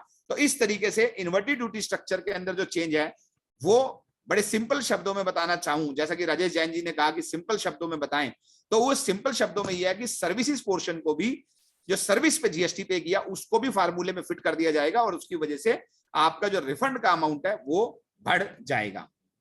सर इसके बाद अगला जो हमारा जो है, अगला जो डिस्कशन है वो है हमारा अगला जो है हमारा वो है लिमिटेशन पीरियड का to file the refund claim. तो आप लोगों को पता है कि रिफंड फाइल करने के लिए हमारे को जो है वो पीरियड दिया गया है कि 2 साल के अंदर अंदर आप जो है वो रिफंड फाइल करेंगे। और उसके बाद जो है वो अगर मान लीजिए सपोज कीजिए जो है वो कोई डिमांड ऑर्डर डिपार्टमेंट ने इशू करना है, तो उसके लिए भी आपके पास एक पीरियड प्रेस्क्राइब्ड है सेक्शन 73 में। अब क्या हुआ कि सर उसके अंदर because of the supreme court के जो हमारा रूलिंग थी कि 15 मार्च 2020 से लेकर 28 फरवरी 2020 तक 22 तक के पीरियड को काउंट नहीं किया जाएगा, तो उस वजह से कई बार क्या होता था कि जब हम रिफंड फाइल करते थे या डिपार्टमेंट ही नोटिस इशू करता था, तो डिपार्टमेंट कहता था कि भाई मैं आपका रिफंड एक्सेप्ट नहीं करूंगा क्योंकि आपने जो है वो 2 साल के अंदर अंदर फाइल नहीं किया। वो उस पीरियड को माइनस नहीं करता था। तो उस पीरियड को अब गवर्नमेंट ने ऑफिशियली जो है वो अनाउंसमेंट कर दिया और बता दिया कि ये पीरियड जो है वो काउंट नहीं होगा 2 साल के पीरियड के लिए। तो इसलिए जो है वो आज जो आप रिफंड फाइल करते हैं इस पीरियड को माइनस करके फिर 2 साल आपने देखने हैं और वो आपका वैलिड रिफंड फाइल माना जाएगा। सर इसी तरीके से एक इंपॉर्टेंट और चेंज है, इंपॉर्टेंट ये चेंज है, मैं आपको जस्ट बताना चाहूंगा 2 इंपॉर्टेंट चेंजेस हैं, वो मैं आपको सिर्फ और सिर्फ आपको मैं बिना एग्जाम्पल के बताऊंगा, लेकिन मैंने जो है वो मैं बिना एग्जाम्पल के आपको बताऊंगा, लेकिन सिर्फ आपके लिए इंपॉर्टेंट ये है इसमें कि अभी जो है वो होता क्या था सर कि मान लीजिए सपोज कीजिए कि अगर आपने एक्सपोर्ट किया, राजेश जी आप एक्सपोर्टर हैं और आपने जो है वो जो सामान खरीदा वो मान लीजिए एग्जाम्पल है XYZ से एक सामान खरीदा। अब XYZ ने कंप्लायंस नहीं करी तो आपका जो रिफंड है वो रोक दिया जाता था, ये कह के कि आप एक रिस्की एक्सपोर्टर हैं, आपका जो परचेज है वो वैलिडेट नहीं हुई है। अब वह वैलिडेट कैसे होगी? इस वैलिडेशन के अंदर पीरियड जो है वो कई बार 1-1, 2-2 साल लग रहा था, जब 1 मिनट के लिए आपको डिटेल ही नहीं पता था कि कौन से क्यों रुको, आप क्यों रिस्की एक्सपोर्टर हैं, आप किसके पास जाएं, किससे बात करें 1 मिनट के लिए, किसका आप जो है वो कौन आपका L1 या L2 है जो अपने आप में जीएसटी पे नहीं कर रहा, जिसकी वजह से आपका भी जो है वो अपने आप में रिफंड जो है वो रुक गया। ये सारी बातों की वजह से जो है वो एसएससी जो थे वो रिफंड के लिए अपने आप में बहुत परेशान रहते थे। ईज ऑफ डूइंग की बात अगर हम ना करें तो अच्छा है, लेकिन अब जो है वो गवर्नमेंट ने एक वेलकम चेंज किया और उन्होंने क्या किया कि एक फॉर्म्स बना दिए और उसका मतलब क्या हुआ कि आपको जैसे ही रिस्की एक्सपोर्टर बोला जाएगा आपको एक RFD 01 जो है वो इमीडिएटली जो है वो एक सिस्टम जनरेट कर देगा और वो आपको पता चल जाएगा कि कौन सा ऐसा सप्लायर है जिसकी वजह से आप जो है वो रिस्की एक्सपोर्टर की कैटेगरी में आ रहे हैं। और ये अमेंडमेंट जो है रिट्रोस्पेक्टिव है ताकि जो है वो अपने सब लोग जो है वो अपने जुरिडिक्शनल ऑफिसर से मिलके ये इंश्योर करें कि सारी कंप्लायंस पूरी करें और वो रिस्की टैग जो है उस सप्लायर के ऊपर से हट जाए और जैसे ही वो हटता है, जैसे ही वो कंप्लायंस पूरी करता है तो आपका रिफंड जो है वो डिपार्टमेंट से सैंक्शन हो जाता है। इसी तरीके से अगर मान लीजिए सपोज कीजिए मैंने कोई गलत क्रेडिट ले लिया जो मुझे क्रेडिट नहीं मिलना चाहिए था, उस क्रेडिट को वापस जमा कराने के लिए जो है वो एक अपने आप में GST PMT 03A इंट्रोड्यूस किया गया है, ये इंश्योर करते हुए कि आप इसके तहत आप अपना जो है वो इस तरह का कोई भी रिफंड जो आपको मिला और जो आपको नहीं मिलना चाहिए था आप रिक्रेडिट करना चाहते हैं तो आपको वो अपने आप में फैसिलिटेट कर देगा। एक इसी तरीके से इलेक्ट्रिसिटी के लेके अगर आप इलेक्ट्रिसिटी एक्सपोर्ट करते हैं तो रिफंड कैसे मिलेगा, मैं वो बात छोड़ रहा हूं सर क्योंकि वो हमारे रूटीन इशू से रिलेटेड नहीं है। अब सर जो है वो हम लोग जो है वो एक चौथी कैटेगरी पे चलते हैं, रिवर्स चार्ज मैकेनिज्म। साहब रिवर्स चार्ज मैकेनिज्म की अगर बात करें तो रिवर्स चार्ज मैकेनिज्म के अंदर जो है वो हमारे पास 2 तरह के चेंजेस हैं। पहला है डिपार्टमेंट ऑफ पोस्ट का। आपको पता है कि अगर डिपार्टमेंट ऑफ पोस्ट के केस में क्या होता था कि डिपार्टमेंट की जो सर्विसेज होती थी वो अपने आप में जो है वो अगर आप वो गवर्नमेंट को दे रहा है तो फॉरवर्ड चार्ज में थी, लेकिन अगर वो राजेश जी या जगजीत जी ले रहे हैं, देवेश जी ले रहे हैं तो उस केस के अंदर जो है वो रिवर्स चार्ज में आया करती थी। अब गवर्नमेंट ने ये बोल दिया कि आपकी जितनी भी सर्विस है वो फॉरवर्ड चार्ज में है, मतलब एक बेनिफिट है, अननेसेसरी जो है वो जो यूजर है उसको रिवर्स चार्ज में जमा कराना पड़ता है, परेशानी होती है। तो अब पोस्ट ऑफिस जो है वो पोस्टल डिपार्टमेंट जो है वो himself itself will issue the GST invoices और वो अपने आप में GST चार्ज करेगा अपने फॉरवर्ड चार्ज के अंदर। एक जो दूसरी बात है जो मैं कहूंगा कि मेरे हिसाब से लाखों लोगों को इंपैक्ट करेगी, और वो है जीटीए से रिलेटेड चेंज। राजेश जी जरा ध्यान दीजिएगा, मैं चाहूंगा मैं वही वाले चेंजेस आपको अटेंशन आपकी अट्रैक्ट कर रहा हूं जहां पर मुझे लगता है कि मास लेवल पे इसका इंपैक्ट है, और वो है जीटीए की सर्विस। जीटीए की सर्विस के अंदर आपको पता है सर कि अगर मैं चाहता तो जीटीए की सर्विस में मेरे पास जो प्रोविजन है अवेलेबल हुआ करते थे, वो मेरे पास हुआ करता था कि मैं आरसीएम के अंदर जो है वो जीएसटी अपने आप में मेरा जो बायर है जो मेरी सर्विस ले रहा है वो मेरे को रिवर्स चार्ज में जमा कराएगा। अब जो है वो 1 मिनट के लिए एक नई स्कीम इंट्रोड्यूस कर दी गई है कि जीटीए चाहे तो फॉरवर्ड चार्ज में भी जो है वो जीएसटी चार्ज करके जमा करा सकता है। तो आपके पास आरसीएम भी अवेलेबल है, आपके पास फॉरवर्ड चार्ज भी अवेलेबल है, लेकिन आपको यह बताया गया कि जो भी आप ये ऑप्शन लेंगे 5% वाली या 12% वाली, वो साल में एक बार आप ले लेंगे और बार बार उसको जो है वो आप चेंज नहीं करेंगे। तो इसलिए मैं आपको एग्जांपल की बात करते हैं, एक छोटा सा एग्जांपल यहां पे ले लेते हैं। BR transport agency engaged in supply of transportation of goods by road and issuing invoice with the tax under forward charge. However, during the year, BR Transportation has started issuing invoice to be taxed under RCM, which later on again changed to invoice with the tax under forward charge. तो क्या ऐसा कर सकता हूं मैं कि कभी मैं फॉरवर्ड चार्ज में जा रहा हूं, कभी मैं रिवर्स चार्ज में जा रहा हूं? सो आंसर मैंने जैसा कि आपको लिखा कि जो ऑप्शन है आपको फॉरवर्ड चार्ज की या रिवर्स चार्ज की, वो आपको साल में शुरू में ही ले लेनी है, और उसके बाद जो है वो उस ऑप्शन को जो है वो आप बार बार चेंज नहीं कर सकते हो, एक बार भी चेंज नहीं कर सकते हो। तो ये आपको हमें सबको ध्यान रखना है कि ये इस केस के अंदर जो है वो फैसिलिटी अवेलेबल नहीं है, परंतु एक वेलकम चेंज है, क्योंकि अगर आप फॉरवर्ड चार्ज में होते हो तो आपको बहुत सारा क्रेडिट भी मिल जाता है। आप 1 मिनट के लिए अपने आप को उसको जो है वो आपका जो कॉस्ट होती है वो संक नहीं होती है जीएसटी से रिलेटेड, तो वो चीज जो है वो अपने आप में एक बेनिफिशियल चेंज जो है वो हमारे लिए इंट्रोड्यूस किया गया है। सर आगे चलते हैं, और जो है वो पांचवा जो कैटेगरी का चेंज है रजिस्ट्रेशन। जैसे मैंने बोला कि मैं आपको 7 कैटेगरीज की बात करूंगा। अभी तक हम लोगों ने पहली कैटेगरी बात थी, हमारी रेट ऑफ चेंज की बात थी। दूसरी कैटेगरी के अंदर हम लोगों ने जो डिस्कस करना था वो हम लोगों ने करना था कि जहां पर कुछ क्लैरिफिकेशन थी जीएसटी रेट को लेकर। तीसरा रिफंड था, जो मैंने रिफंड में आपको इन्वर्टेड ड्यूटी स्ट्रक्चर बताया, मैंने फार्मूला आपको बताया, टाइम लिमिट रिफंड फाइल करने की कब है, रिस्की एक्सपोर्टर के केस में कैसे होगा, ये सब बातें हम लोगों ने करी। जो चौथी चीज थी वो रिवर्स चार्ज मैकेनिज्म, जहां में मैंने पोस्टल से रिलेटेड और गुड्स बाय रोड से रिलेटेड मैंने आपको अमेंडमेंट्स बताए। अब पांचवा जो कैटेगरी का चेंज है वो है रजिस्ट्रेशन से रिलेटेड चेंज। रजिस्ट्रेशन के अंदर एक ही चेंज है सर, आपका रजिस्ट्रेशन आपका हुआ था, रिटर्न आपने फाइल नहीं करी, आपका रजिस्ट्रेशन सस्पेंड हो गया, कैंसिल हुआ, आपका जो है सस्पेंड कर दिया गया क्योंकि आपने रिटर्न फाइल नहीं करी है। अब जो है वो एक अमेंडमेंट डाल दिया गया है रूल 21A के अंदर कि आप जो है वो अगर रिटर्न फाइल कर देते हैं बाद में, तो वो जो आपका सस्पेंशन था वो रिवोक हो जाएगा ऑटोमेटिकली।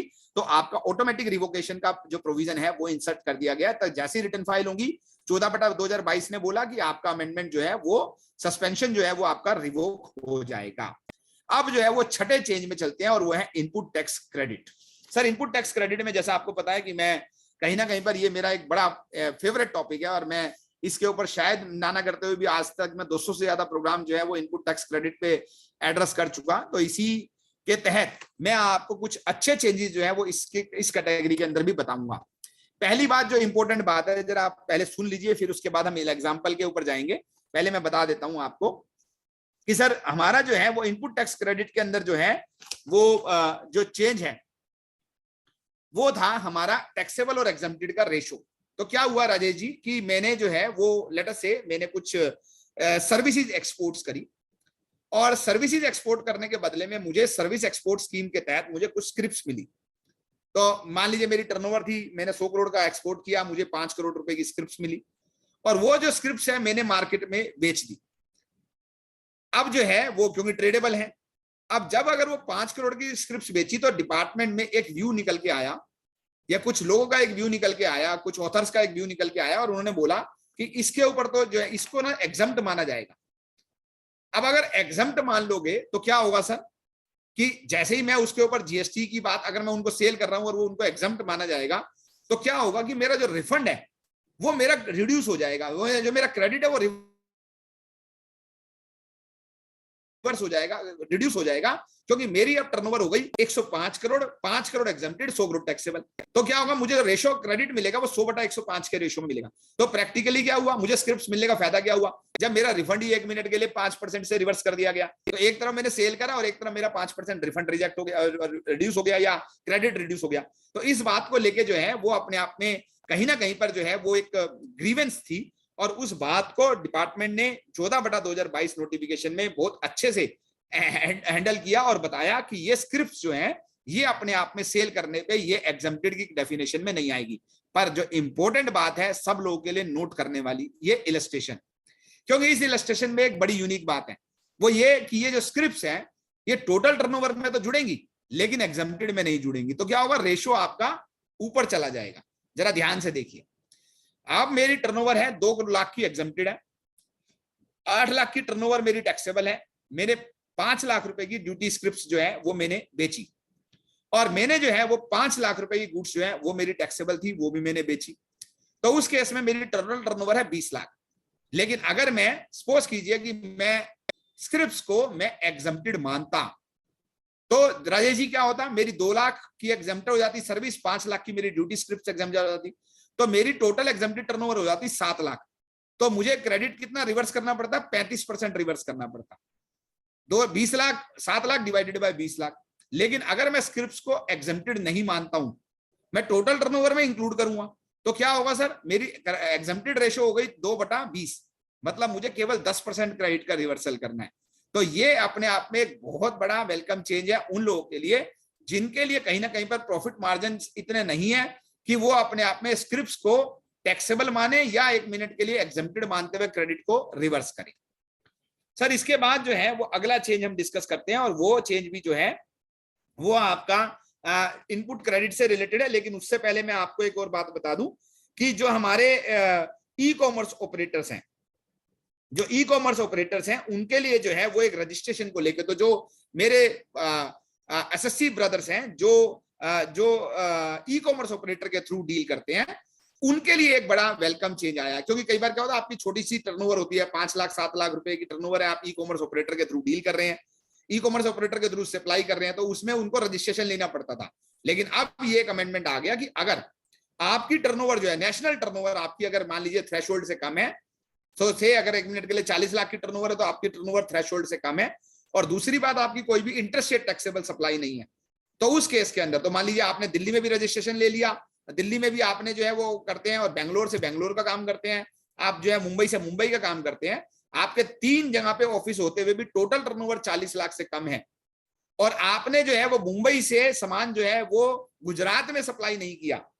अगर आपको गुजरात में सप्लाई करना है तो गुजरात में आपने 1 मिनट के लिए अपना डिपो बनाया, तो उस केस के अंदर जो है वो आपकी इंटरस्टेट टैक्सेबल सप्लाई कोई नहीं है, तो उस केस में आपको रजिस्ट्रेशन लेने की जरूरत नहीं है। तो अगर आपकी टर्नओवर थ्रेशोल्ड से कम है और आपकी कोई इंटरस्टेट टैक्सेबल सप्लाई नहीं है, तो उस केस में अगर आप ई कॉमर्स ऑपरेटर के थ्रू डील करते हैं तो आपको उसके ऊपर जीएसटी का जो है वो रजिस्ट्रेशन लेने की जरूरत नहीं है। सिमिलरली कंपोजिशन जो टैक्स पेयर है, जो कंपोजिशन के अंदर स्कीम में आते हैं, जिन्होंने कंपोजिशन स्कीम ऑप्ट की हुई है, उनके लिए भी गवर्नमेंट जो है वो एक नया प्रपोजल लेके आएगी। ये ऐसा करके जीएसटी काउंसिल के अंदर उन्होंने हमारे को बताया। साहब इसके बाद हम लोग जो है वो आगे चलते हैं, और आगे चल के जो है इससे पहले कि मैं और प्रोविजन डिस्कस करूं, मैं आपको एक और प्रेजेंटेशन दिखाना चाहूंगा, और वो है transfer from the cash ledger account. आपको दोस्तों पता है कि मान लीजिए मुझे बोला गया कि आपका पास, मान लीजिए जगजीत जी आपका एक रजिस्ट्रेशन दिल्ली में है और एक हरियाणा में है, और आपके कैश लेजर के अंदर बैलेंस पड़ा हुआ है, लेकिन दूसरे जगह पे आपकी आउटपुट लायबिलिटी है। आप क्या कर रहे हो, फंसे हुए होगी जी, दिल्ली में क्रेडिट कैश लेजर में अमाउंट पड़ा है और हरियाणा में अलग से आपको कैश में पे करना पड़ रहा है, आप उसको यूज नहीं कर पा रहे हैं। तो ऐसा एक जो है वो प्रपोजल हमारे पिछली जीएसटी काउंसिल मीटिंग्स में आया था कि हम इसको पोर्टेबिलिटी दे देंगे, तो आप एक स्टेट का कैश लेजर उठा के दूसरी स्टेट में लेके जा सकते हो। तो उसके लिए लेकिन जो है नेसेसरी अमेंडमेंट जो है वो इंट्रोड्यूस नहीं की गई थी। अब जो है वो नेसेसरी अमेंडमेंट इंट्रोड्यूस कर दी गई है और बताया गया है कि आप उसको ट्रांसफर कर सकते हो। अगर आपके पास दिल्ली में लेजर में कैश पड़ा हुआ है तो आप हरियाणा में शिफ्ट कर सकते हो, लेकिन आपको यह बताया गया कि अगर आपके इलेक्ट्रॉनिक लायबिलिटी रजिस्टर में कोई वैल्यू है, मान लीजिए लायबिलिटी खड़ी है, तो आप उसको माइनस करके कर सकते हो। तो आप एग्जांपल में देखेंगे मेरा कैश लेजर में आईजीएसटी का 10,000 बैलेंस पड़ा है दिल्ली में और 2,000 रुपए की लायबिलिटी खड़ी है, सीजीएसटी का लेजर 5,000 खड़ा है लेकिन लायबिलिटी 3,000 खड़ी है, तो मैं अगर हरियाणा में शिफ्ट करना चाहता हूं तो मैं 8,000 और 2,000, 8,000 आईजीएसटी और सीजीएसटी 2,000 ही शिफ्ट कर सकता हूं, मैं उससे ज्यादा नहीं कर सकता। जितनी मेरी लायबिलिटी खड़ी है उसके ऊपर का ओवर एंड अबाव अमाउंट जो है वो over and above the electronic liability register से ऊपर का जो अमाउंट है वही मैं जो है वो अपने आप में शिफ्ट कर सकता हूं। ये ऐसा करके उन्होंने हमारे को एक्सप्लेन किया। सर इसके बाद जो है वो ये एक ऐसा प्रोविजन है जिसके अंदर हम लोग ऑलरेडी पहले भी डिस्कस किया है और मैं इसको जस्ट एक लाइन में आपको बताना चाहूंगा कि आप अगर सामने देखें तो कई बार क्या होता है कि आपने जो है वो रिफंड फाइल किया, लेकिन आपने जो रिफंड फाइल किया, एक्सपोर्टर से रिलेटेड बात कर रहे हैं, तो आपने कोई रिफंड फाइल किया लेकिन उसमें जो है वो आपने जो रिफंड फाइल किया और जीएसटीआर 3B जो आप जीएसटीआर 1 जो आपने फाइल किया उन दोनों में मिसमैच है। तो वो कहता है, डिपार्टमेंट कहता है भाई साहब 1 में तो आ नहीं रहा, आप रिफंड फाइल कर रहे हो, ठीक है साहब। तो उन्होंने बोला कि चलिए जी मैं 1 मिनट के लिए उस जीएसटीआर 1 को मैं रेक्टिफाई कर देता हूं। तो जिस दिन आप जीएसटीआर 1 को रेक्टिफाई करेंगे वो उस दिन माना जाएगा कि आपने रिफंड फाइल किया। तो इंपॉर्टेंट बात क्या है, वो 2 साल का पीरियड ना निकल जाए। तो इसलिए इंपॉर्टेंट बात यह है कि अगर मेरा रिफंड और जीएसटीआर 1 में मिसमैच है तो वो भी 2 साल के अंदर अंदर मुझे जो है वो उस बात को इंश्योर करना है, अदरवाइज जो है वो अपने आप में मिसमैच के वो अपना जो है टाइम बार्ड की कैटेगरी में चला जाएगा। साहब अब जो है वो अपना जो है वो मैं कहूंगा कि सबसे ज्यादा हॉट प्रोविजन जो सभी लोग जिसके लिए वेट कर रहे हैं कि ये अपने आप में आए, क्या है ये मेरा जो है वो 2 बड़े चेंजों से डिस्कस करूंगा। फेक इनवॉइस को लेके जो लायबिलिटी बनती है और जो इंटरेस्ट आपका आता है कि आपने रोंग क्रेडिट अवेल किया है बट यूटिलाइज नहीं किया। ध्यान से समझिएगा। तो आपको याद होगा कि हमारा 45th काउंसिल मीटिंग में एक डिसीजन आया था कि अगर आपने जो है वो रोंग क्रेडिट अवेल कर लिया बट यूटिलाइज नहीं किया तो उस केस के अंदर जो है वो आपको जीएसटी इंटरेस्ट की लायबिलिटी नहीं आएगी। उसके बाद हम लोग वेट करते रहे, फाइनली जो है वो गवर्नमेंट ने अब एक जो है ये अपने आप में सर्कुलर्स इशू करके और जो है वो उससे रिलेटेड जो लीगल प्रोविजन इंसर्ट करके इस बात को क्लैरिफाई किया। तो मैंने क्या किया सर कि उसके अंदर जो है वो अपने आप में 2 एग्जाम्पल बना दिए इसके अंदर कि हम लोग जो है वो कैसे इस चीज को कैलकुलेट करेंगे। तो जरा मेरी बात को ध्यान से सुनिएगा सर। एक बात क्या है कि मैंने जीएसटीआर 3B लेट फाइल करी, मैंने जीएसटीआर 3B जो है वो लेट फाइल करी, तो उस केस के अंदर जो है वो इंटरेस्ट की लायबिलिटी कैसे कैलकुलेट होगी। और दूसरा ये हुआ था कि मैं कोई बिल मिस कर गया था। जगजीत जी जरा बात को ध्यान से समझिएगा कि मैंने क्या करा कि मान लीजिए मैंने कोई एक बिल था, मेरी ओवरऑल लायबिलिटी थी सपोज कीजिए 10 लाख रुपए की, क्रेडिट जो था मैंने जो भी मैंने लिया गलत सही, लेकिन मेरा उसमें एक बिल मिस था, मतलब 10 लाख की लायबिलिटी ना होगी, वो 11 लाख की लायबिलिटी थी। वो हम अगले पॉइंट में डिस्कस करेंगे। फिलहाल हम डिस्कस कर रहे हैं कि मैंने जो है वो जीएसटीआर बी जो है 3B है वो मैंने 30 दिन लेट जमा कराई, उस केस के अंदर क्या होगा। तो आप इसके सामने है कि मैंने जो है वो 10,000 रुपए का मेरी आउटपुट लायबिलिटी थी। राजेश जी जरा ध्यान दीजिएगा, सीजीएसटी की 5,000, एसजीएसटी की 5,000, आरसीएम में भी लायबिलिटी थी 3,000, 2,000, 2,000 की लायबिलिटी जो है वो मैंने जीएसटी आईटीसी को यूटिलाइज करके 4,000, 2,000, 2,000 मैंने अपने आप में जमा कराई। अब जो है वो मेरी अगर टोटल बात करें तो मेरी जो टोटल आउटपुट लायबिलिटी है, जैसा कि आप नीचे वाली स्क्रीन में देखेंगे कि जो है वो जो अमाउंट ऑफ इंटरेस्ट कैसे कैलकुलेट होगा। तो अगर मेरी टोटल जीएसटी लायबिलिटी जो आउटवर्ड सप्लाई पे है वो है 10,000 रुपए की, आरसीएम लायबिलिटी 3,000 की है, जो मैंने आईटीसी यूटिलाइज किया 4,000 का, तो टोटल मेरा जो कैश में मुझे पे करना था वो मुझे 9,000 रुपए पे करना था, और जो मैंने अपने आप में 30 दिन बाद जमा कराया, तो मुझे इंटरेस्ट जो लगेगा वो 9,000 रुपए के ऊपर इंटरेस्ट लगेगा 30 दिन के हिसाब से 18% के हिसाब से, जो आपके सामने 133 रुपए का अपने आप में इंटरेस्ट आ जाता है। तो यहां पर क्या कह रहा हूं मैं सर कि अगर आपने जीएसटीआर 3B लेट जमा कराई तो आपको जो है वो जो आपको क्रेडिट बनता था वो क्रेडिट माइनस होने के बाद जो है वो आपको जो है वो इंटरेस्ट जो है वो आपको एप्लीकेबल होगा, ना कि 1 मिनट के लिए टोटल 17,000 है, 17,000 पे आपको इंटरेस्ट लगेगा, नहीं 13,000 पे जो आपको जो मेरे इसमें 13,000 रुपए के ऊपर टैक्स इंटरेस्ट लगेगा, नहीं, आपको केवल और केवल 4,000 माइनस करके 9,000 रुपए के ऊपर इंटरेस्ट लगेगा, जो मैंने आपके सामने एग्जाम्पल के तरीके से बताया। लेकिन 1 मिनट के लिए जरा मेरी बात को ध्यान से सुनिएगा। एक व्यक्ति ने जो है वो अपनी जो है रिटर्न जो है वो टाइम पे जमा कराई, जुलाई 21 की रिटर्न 18 अगस्त 2021 को जमा करा दीजिए, लेकिन उसका एक बिल था, एक वैल्यू थी जीएसटी की 10,000 रुपए की, जो जुलाई 21 से पर्टेन करती थी, और वो अपनी रिटर्न में दिखाने के लिए भूल गया, लेकिन वो उसने कब दिखाई, वो उसने 17 अक्टूबर को दिखाई। दिखानी थी कब थी, 18 अगस्त को दिखानी थी, उसने दिखाई 17 अक्टूबर को। तो उस केस के अंदर जो है वो टोटल उसकी जो लायबिलिटी है, जो टोटल उसकी लायबिलिटी है 10,000 रुपए की, मैं, आप मेरी बात समझ रहे हैं, अगर आपने वो बिल मिस कर दिया तो टोटल 10,000 के ऊपर जो है वो इंटरेस्ट लगेगा। लेकिन अगर आपने जो है वो रिटर्न टाइम पे फाइल करी, आपने जो है वैल्यू टोटल लायबिलिटी आपने टाइम पे दिखाई, लेकिन आपने रिटर्न फाइल नहीं करी। दो अलग अलग बातें हो रही हैं, जरा आप मेरी बात को मैं रिपीट कर रहा हूं। एक है जहां पर मैंने जो है वो अपनी रिटर्न जो है वो डिले फाइल करी, तो मुझे जो है वो ऐसा अनयूटिलाइज क्रेडिट, क्योंकि मैंने क्रेडिट पड़ा था मेरे पास, तो मेरे को जो है वो उस क्रेडिट का बेनिफिट मिल जाएगा। मुझे खाली जो है वो इंटरेस्ट पे करना है उस पीरियड का, उस अमाउंट का जो डिफरेंशियल अमाउंट है।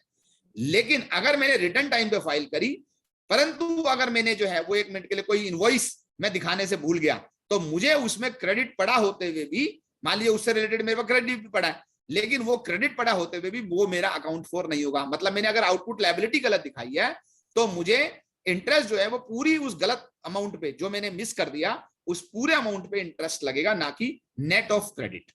तो ये अपने आप में दो इंपॉर्टेंट चेंजेस हैं जो हम लोग जो है वो एक बार के लिए जो है वो देख सकते हैं। इसी तरीके से उन्होंने हमारे को बताया, एक पूरा प्रोसीजर दिया गया है हमारे को सर्कुलर के माध्यम से, कि अगर आपने मान लीजिए आईटीसी रोंगली अवेल्ड कर लिया आपने, बट यूटिलाइज नहीं किया, तो उस केस में आपको जो है वो इंटरेस्ट जो है वो केवल और केवल उसी पोर्शन पे लगेगा। ये मैंने आपको अलग से भी आपको बताने की कोशिश करी। सर अब हम लोग जो है वो आगे चलते हैं, और जो है वो ये मैं आपको उस एग्जाम्पल की बात कर रहा हूं जो मैंने आपको एग्जाम्पल दिया। देखिए जरा एक बार के लिए, इस एग्जाम्पल में मेरे हिसाब से ये विजिबल होगा। मैं इसकी कोशिश करता हूं कि मैं इसका थोड़ा सा फोंट साइज आपको बढ़ा के बता पाऊं। विजिबल है सर, विजिबल है, पहले भी विजिबल था। हाँ बिल्कुल। तो अब ये जो है वो तीसरा केस है सर। वो पहला केस था कि जब मैंने return Rajesh ji late file करी, या मैं कोई एक वैल्यू डालना भूल गया, ठीक है सर। ये तीसरा है जब मैंने ITC wrongly availed and utilised है। तो क्या है सर कि मेरा एक ब्लॉक क्रेडिट था, लेटर से मैंने मोटर व्हीकल पे क्रेडिट नहीं लेना था, मैंने मोटर व्हीकल पे क्रेडिट ले लिया। 20 अगस्त की बात थी जब मैंने वो क्रेडिट ले लिया, और लेकिन मैंने उसको यूटिलाइज नहीं किया। मैंने जो है उस क्रेडिट को 20 अगस्त को लिया, लेकिन मैंने उसको यूटिलाइज नहीं किया। जगजीत जी जरा बात को ध्यान से समझिएगा। मैंने अवेल करा, मेरे पास जो है वो लेटर से मैंने 10,000 रुपए का मैंने क्रेडिट जो है, 20,000 का इसमें एग्जांपल है, 20,000 रुपए का क्रेडिट मैंने अवेल किया, लेकिन मेरे पास जो है वो क्रेडिट खड़ा रहा 20,000 का। मेरी जो अगस्त की लायबिलिटी, अगस्त की मैंने जो रिटर्न फाइल करी, उसके अंदर मेरा 20,000 रुपए का लेजर में बैलेंस पड़ा रहा। मेरे पास इतना 1 मिनट के लिए क्रेडिट था कि वो 20,000 रुपए के, मतलब लेटर से मेरी 2 लाख की आउटपुट लायबिलिटी थी, और मेरे पास क्रेडिट पड़ा था 2,50,000 का। तो मैंने 2,50,000 के बदले में, 2 लाख के बदले में वो 2 लाख यूज किया, मेरा 50,000 खड़ा रह गया। 50,000 में 20,000 वो है जो ब्लॉक क्रेडिट है, और 30,000 मेरा जेन्युइन क्रेडिट है। तो उस केस के अंदर जो है वो मेरे ऊपर कोई लायबिलिटी नहीं है। लेकिन अक्टूबर में आगे क्या हुआ कि मेरी 2 लाख की आउटपुट लायबिलिटी थी, और मैंने वो 50,000 प्लस 1.5 लाख का जो नया क्रेडिट था, वो दोनों मिला के मैंने 2 लाख रुपए की लायबिलिटी से उसको सेट ऑफ कर दिया। मतलब मैंने एक्चुअली में जो रॉन्ग क्रेडिट अवेल किया था उसको यूटिलाइज किया 20 अक्टूबर को, ठीक है साहब। मुझे बाद में पता चला, जगजीत जी ने मुझे बताया, अरे भाई साहब ये गलत कर दिया आपने, ये क्रेडिट तो अवेलेबल नहीं था। उस केस में मैंने उस क्रेडिट को रिवर्स किया जीएसटीआर 3B में 20 जनवरी को। तो मेरे को जो इंटरेस्ट की लायबिलिटी है वो मुझे 20 अगस्त से आएगी या 20 अक्टूबर से आएगी? तो आंसर है 20 अक्टूबर से, अगस्त के अंदर आके। लेकिन वो अक्टूबर में मैंने पहली बार यूज किया, तो उस केस के अंदर जो है वो लायबिलिटी जो है वो अपने आप में 20 अक्टूबर से 20 जनवरी के बीच में जो है वो एक बार के लिए लायबिलिटी जो है वो इस तरीके से आएगी। मैंने कैलकुलेट करके दिखाया सर, 20 अक्टूबर से 20 जनवरी 93 दिन के लिए मुझे 18% के हिसाब से 917 रुपए का इंटरेस्ट जो है वो देना पड़ेगा for the credit wrongly availed and utilised. यहां पर नोट यूटिलाइज नहीं है। नोट यूटिलाइज कब है? 20 अगस्त से 20 अक्टूबर तक, क्योंकि मेरा लेजर में बैलेंस उस 20,000 से ज्यादा है। क्लियर है सर ये सभी को? तो वेरी गुड सर, आगे चलते हैं सर। अब सर जो है वो फेक इनवॉइस की बात करते हैं, क्योंकि फेक इनवॉइस को लेके जो है वो आपको पता है कि बहुत सारा डिस्कशन आपस में वो सब चलता रहता है। पर यहाँ पर जो है वो एकदम एक अलग तरह का जो है वो अपने आप में जो है वो हमारे को वो देखने को मिलेगा। जो डिस्कशन है वो मैं आपको बताने की कोशिश करूंगा। साहब इसके अंदर जो है वो इंपॉर्टेंट बात क्या है, मैं आपको नटशेल में बताऊं तो नटशेल के अंदर जो बात है वो है कि फेक इनवॉइस के केस के अंदर जो है वो जो सप्लायर है जिसने मान लीजिए एक एलिगेशन लगा कि भाई ये खाली इनवॉइस आया है और इसके अंदर कभी भी जो है वो गुड्स आई ही नहीं, तो इसमें दो लोग इन्वॉल्व हैं सर, एक सप्लायर है और एक जो है वो बायर है, रिसिपिएंट है। तो उस केस के अंदर लॉ ने क्या क्लैरिफाई किया कि सप्लायर ने क्योंकि खाली इनवॉइस ही दी, सामान दिया ही नहीं, इसलिए हम सप्लायर को कुछ नहीं बोलेंगे, हम सप्लायर को एक छोटी सी पेनल्टी जरूर लगाएंगे, लेकिन जो है वो सप्लायर को कुछ नहीं बोलेंगे। जो सारा का सारा ओनस है, जो सारी की सारी रिस्पॉन्सिबिलिटी है उस बायर के ऊपर आएगी और उससे जो है वो हम सारी की सारी रिकवरी जो है वो करेंगे। तो अगर मैं नटशेल में बोलूं तो 1 मिनट के लिए सिर्फ ये उसका कंक्लूजन है, लेकिन चलिए समझ लेते हैं कि क्या कहना चाह रहा हूं। यहां पर जो है वो मैंने 2-3 सिनेरियोज बनाए हैं, जगदीश जी जरा ध्यान से समझिएगा, ए और बी। पहला सिनेरियो में क्या है, राजेश जी जरा ध्यान से सुनिएगा, ए जो है वो सप्लायर है और बी जो है वो एक रजिस्टर्ड पर्सन है। ए ने जो है वो 100 रुपए का सामान बी को सप्लाई किया, 5% का उस पर जीएसटी चार्ज किया, इनवॉइस वैल्यू जो है वो 105 रुपए हो गई। अब जो है वो ये चार्ज लगता है कि ए ने जो ये इनवॉइस रेज करी ये बोगस इनवॉइस है, इसमें सामान कभी सप्लाई हुआ ही नहीं। तो उस केस के अंदर जो क्वेश्चन है वो ये कि ए के ऊपर क्या इंपैक्ट आएगा, बी के ऊपर क्या इंपैक्ट आएगा। तो मैं आपको बताना चाहूंगा कि जैसा कि मैंने स्क्रीन पे लिखा, जो वो कहते हैं कि क्योंकि ए ने जो काम किया वो सप्लाई की डेफिनेशन में ही नहीं आता, क्योंकि सप्लाई में तो क्या होना चाहिए, exchange of hands, ownership shift होनी चाहिए फ्रॉम ए टू बी, ठीक है ना। सप्लाई की डेफिनेशन क्या है, supply, sale, disposal, purchase, exchange of goods and service for a consideration in course और फर्दरेंस ऑफ बिजनेस। तो क्या हुआ, वो कह रहा है जी खाली बिल ही गया है, सामान तो कभी गया ही नहीं। तो सामान कभी गया नहीं तो सप्लाई की डेफिनेशन ही पूरी नहीं हुई। अगर सप्लाई की डेफिनेशन पूरी नहीं हुई तो ये कहना कि ए से भैया कि तुम 1 मिनट के लिए जिम्मेवार हो, उसका टैक्स दो, इंटरेस्ट दो, पेनल्टी दो, हम आपसे कैसे मांगे। तो इसलिए वो कहते हैं कि हम ए को जो है, ए के ऊपर कोई लायबिलिटी रेज नहीं की जाएगी, ए के ऊपर कोई जो है वो 1 मिनट के लिए डिमांड एंड रिकवरी जो है वो सेक्शन 73-74 में नहीं की जाएगी। कोई पैनल एक्शन जो है सेक्शन 73-74 में ए के ऊपर नहीं लगाया जाएगा। हाँ, ए के ऊपर एक हम पेनल्टी लगाएंगे सेक्शन 122 के अंदर, और वो पेनल्टी की वैल्यू है 10,000। और साथ में हम ये बोलेंगे कि जो आपके वैल्यू पे टैक्स बनता है 5%, 5 रुपया जो टैक्स बनता है, आप जो है विच एवर इज हायर। तो अगर मान लीजिए आपकी जो है वो, मान लीजिए सपोज कीजिए उन्होंने 1 करोड़ रुपए का बिल बनाया, तो 5 लाख रुपया और 10,000 विच एवर इज हायर, बस ये अमाउंट जो है वो ए से रिकवर किया जाएगा। इसके अलावा ए से कोई इंटरेस्ट, कोई पेनल्टी, कोई किसी भी तरह की जो है वो रिकवरी उससे नहीं की जाएगी। क्या उस पे अरेस्ट के प्रोविजन एप्लीकेबल होंगे या नहीं होंगे, प्रोसिक्यूशन के प्रोविजन एप्लीकेबल होंगे या नहीं होंगे, इस बात पे भी पूरा का पूरा जो सर्कुलर है वो साइलेंट है। हमारा ये मानना है कि क्योंकि ये पेनल्टी है, ये टैक्स इवेडेड नहीं है, क्योंकि टैक्स इवेडेड में प्रोसिक्यूशन के प्रोविजन होते हैं। तो this is something need to be clarified, और it will be clarified like this only, that this is not a tax evaded, this is a penalty which is made applicable under section 122, so the prosecution provision will not be applicable as well. Now B क्या होगा, B के लिए जैसा मैंने आपके सामने screen पे लिखा कि B को ना केवल ITC रिवर्स करना होगा, बल्कि उसको इंटरेस्ट और पेनल्टी भी जो है वो सेक्शन 74 के अंदर जो है 73-74 में वो एप्लीकेबल हो जाएगी। अब सर अगला एक एग्जांपल लेते हैं, 3 लोग आ गए, ए, बी और सी। इसमें क्या है कि ए सप्लायर है, बी जो है वो भी सप्लायर है, लेकिन बी ने क्या किया है सब, वो उसने सामान भी सप्लाई किया। तो क्या हुआ कि ए ने, मान लीजिए एक वो ले लेते हैं कि जो मोडस ऑपरेंडी एक बार के लिए कई बार विटनेस होती है कि ए ने जो है वो बी को बिल दिया, बिल जो है वो बी के पास ए से आया, लेकिन सामान उसके पास पहले था कहीं और से आया, ठीक है साहब। तो बी ने लेकिन जो सामान सप्लाई किया सी को, वो जेन्युइनली सप्लाई किया, मतलब उसने गुड्स जो है वो सप्लाई करी हैं। तो हम ये नहीं कह सकते कि बी ने कभी सप्लाई नहीं करी, बी का सामान भी गया है और इनवॉइस भी गया है, लेकिन ए ने जो है वो खाली इनवॉइस रेज करी। तो ए का वही होगा कि ए का कहा जाएगा कि ये फेक इनवॉइस है। फेक इनवॉइस के केस में क्या होगा, जो मैंने यहां पर डिस्कस किया कि ए से रिकवरी नहीं की जाएगी, मैक्सिमम उसके ऊपर क्या होगा 10,000 की पेनल्टी और tax value whichever is higher, section 122 के अंदर उतनी पेनल्टी लगेगी। जो बी है, क्योंकि बी ने क्या किया कि उस 100 रुपए का सामान लिया, उस 5 रुपए के ऊपर जो है वो 1 मिनट के लिए जीएसटी का उन्होंने क्रेडिट लिया, 20% का उसका प्रॉफिट मार्जिन था एग्जांपल में, और उसकी इनवॉइस वैल्यू 126 रुपए बन गई, 120 प्लस 6 रुपया उसकी जो है वो इनवॉइस वैल्यू बन गई। तो अब उस केस के अंदर जो है वो टैक्स लायबिलिटी बी की क्या होगी?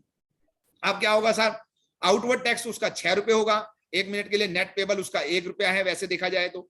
लेकिन अगर मैं पूछूं कि बी की लायबिलिटी क्या है, सेक्शन 73 सेक्शन 74 में क्या उसके ऊपर 5 रुपए का जीएसटी का आईटीसी का क्रेडिट का जो है वो अपने आप में बनेगा? तो आंसर आपके सामने है, B has availed and unutilised and utilised fraudulent ITC on the basis of the invoices which are actually in contravention of the section 16(2). मतलब वो इनवॉइस क्योंकि सामान कभी आया ही नहीं, आपने भी पढ़ा कि अगर सामान नहीं आया खाली बिल आया तो वो आपको क्रेडिट नहीं मिलेगा। तो इसके लिए जो है वो ना केवल उसका आईटीसी, उसका जो आईटीसी रिवर्स करना होगा बी को, बल्कि उसके ऊपर इंटरेस्ट और पेनल्टी के प्रोविजन भी एप्लीकेबल हो जाएंगे। तो इस तरीके से अपने आप में 1 मिनट के लिए सी का इस केस में कुछ नहीं होगा, क्योंकि सी ने जो है वो बी से आप लोगों ने ऑलरेडी आईटीसी रिवर्स करा दिया, इंटरेस्ट और पेनल्टी लगा दी है। तो उस केस के अंदर जो है वो बी के ऊपर जो है सेक्शन 73 74 एप्लीकेबल होगा, ए के ऊपर जो है वो कोई एक्शन, ए के ऊपर जो है सेक्शन 122 एप्लीकेबल होगा। ये अपने आप में इस तरीके से काम करेगा। सर आगे चलते हैं और 1 मिनट के लिए। जो तीसरा केस है, जो तीसरा केस है वो है ए बी सी तीनों है, ए ने भी नकली बिल दिया, बी ने भी नकली बिल दिया और सी के पास जो है वो क्रेडिट चला गया। तो मैं आपको बिना अगर कहे, बिना आपको स्क्रीन दिखाए भी अगर बताना चाहूं तो आप भी बता देंगे कि इस केस में क्या होगा, ए के ऊपर 122 लगेगा, बी के ऊपर 122 लगेगा और सी के ऊपर जो है वो सेक्शन 73 74 लगेगा। तो आप लोग बिना मेरे डिस्कस करे ये इस बात को वो करेंगे कि बी के ऊपर भी 1 मिनट के लिए पेनल्टी लगेगी जो 10,000 plus GST tax on the value whichever is higher वो एप्लीकेबल होगी। और सी जो है जैसा कि नीचे लिखा हुआ है, shall be liable for reversal of ITC along with the interest and penalty. तो ये अपने आप में इस तरीके से एक जो हमारा नया सर्कुलर आया है उसने इस बात को क्लैरिफाई किया कि किस तरीके से जो है वो अपने आप में काम करेगा। सर ये था हमारा आईटीसी को लेके पूरा का पूरा बिजनेस जो मैं आप लोगों को इस माध्यम से बताने की कोशिश करी। अब सर हमारे जीएसटीआर 3B के अंदर कुछ अमेंडमेंट्स हैं। जीएसटीआर 3B के अंदर मैं आपको बताना चाहूंगा कि जीएसटीआर 3B के अंदर जो प्राइमरीली जो अमेंडमेंट्स हैं जो हमारे को सर्कुलर नंबर 172 से बताई गई हैं, वो 1 मिनट के लिए, एक तो है हमारे डीम्ड एक्सपोर्ट को लेके, वैल्यू को बताने को लेके, हमारे ब्लॉक क्रेडिट को बताने को लेके, जो हमारे एम्प्लॉयर एम्प्लॉइज को जो हमारी वो है जो उस पर लगेगा या नहीं लगेगा वो सारी बातें तो हैं। लेकिन जो इंपॉर्टेंट बात है वो है हमारी जीएसटीआर 3B के अंदर, वो है हमारी ई कॉमर्स को लेके कि अगर आप ई कॉमर्स ऑपरेटर के थ्रू काम कर रहे हैं, वो जीएसटीआर 1 वो है, तो वो उसको आपको इसको एक्सप्लेन करना है। तो मैंने आपके सामने एक बार के लिए वो किया। अब सर जो है वो इंपॉर्टेंट बात जो मुझे आप लोगों को बतानी है, जो मुझे जीएसटीआर 3B में आप लोगों को बतानी है इंपॉर्टेंट बात, वो है सर जो मैं, राजेश जी जरा ध्यान दीजिएगा, मैं आप लोगों को एक T1 T2 T3 T4 बताया करता था। आपको याद है सर, हम लोग कहा करते थे अरे भाई साहब ये तो हम करते नहीं है, हमारा तो ऐसे ही चलता है 1 मिनट के लिए, हमारे को तो पता होता है कि क्या करना है क्या नहीं करना। अब शायद 1 मिनट के लिए वो सेमिनार सुनते सुनते गवर्नमेंट को भी ध्यान आया कि भाई साहब 1 मिनट के लिए T1 T2 की वैल्यू तो कोई पकड़ ही नहीं रहा। तो अब जो है वो जीएसटीआर 3B के अंदर जो है वो इस वैल्यू को दिखाने का प्रोविजन इंसर्ट कर दिया गया है।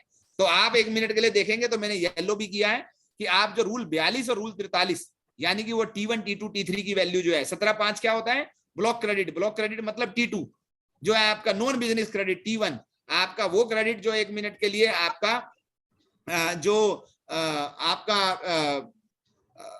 T1 मैंने आपका जो बोला मैंने वो बोला मैंने आपको जो हमारा नॉन बिजनेस क्रेडिट है। T2 होता है हमारा जो प्योरली एग्जम्प्टेड के लिए होता है, और 17.5 में हमारा जो क्रेडिट होता है उसको हम T3 बोलते हैं। तो वो सारे क्रेडिट जो है वो जगदीश जी अब हमारे को रिटर्न के अंदर दिखाने होंगे कि जो ये वो सारे क्रेडिट है जो मेरे इनएलिजिबल है।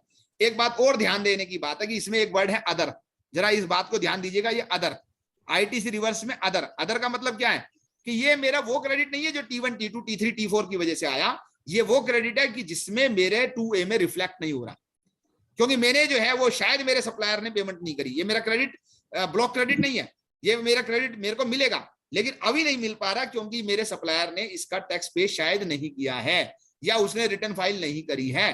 तो इसका अमाउंट और बाद में इसकी वैल्यू जो है वो प्रपोज जो आपने वो है वो एक बार के लिए डाली जाएगी। ये मैंने आपके सामने एक छोटा सा फॉर्मेट भी बनाया कि प्रपोज कैसे कहां दिखेगा और आज की तारीख में जो है वो कैसे दिखता है, तो वो एक बार के लिए हम लोगों ने इसमें बताने की कोशिश करी।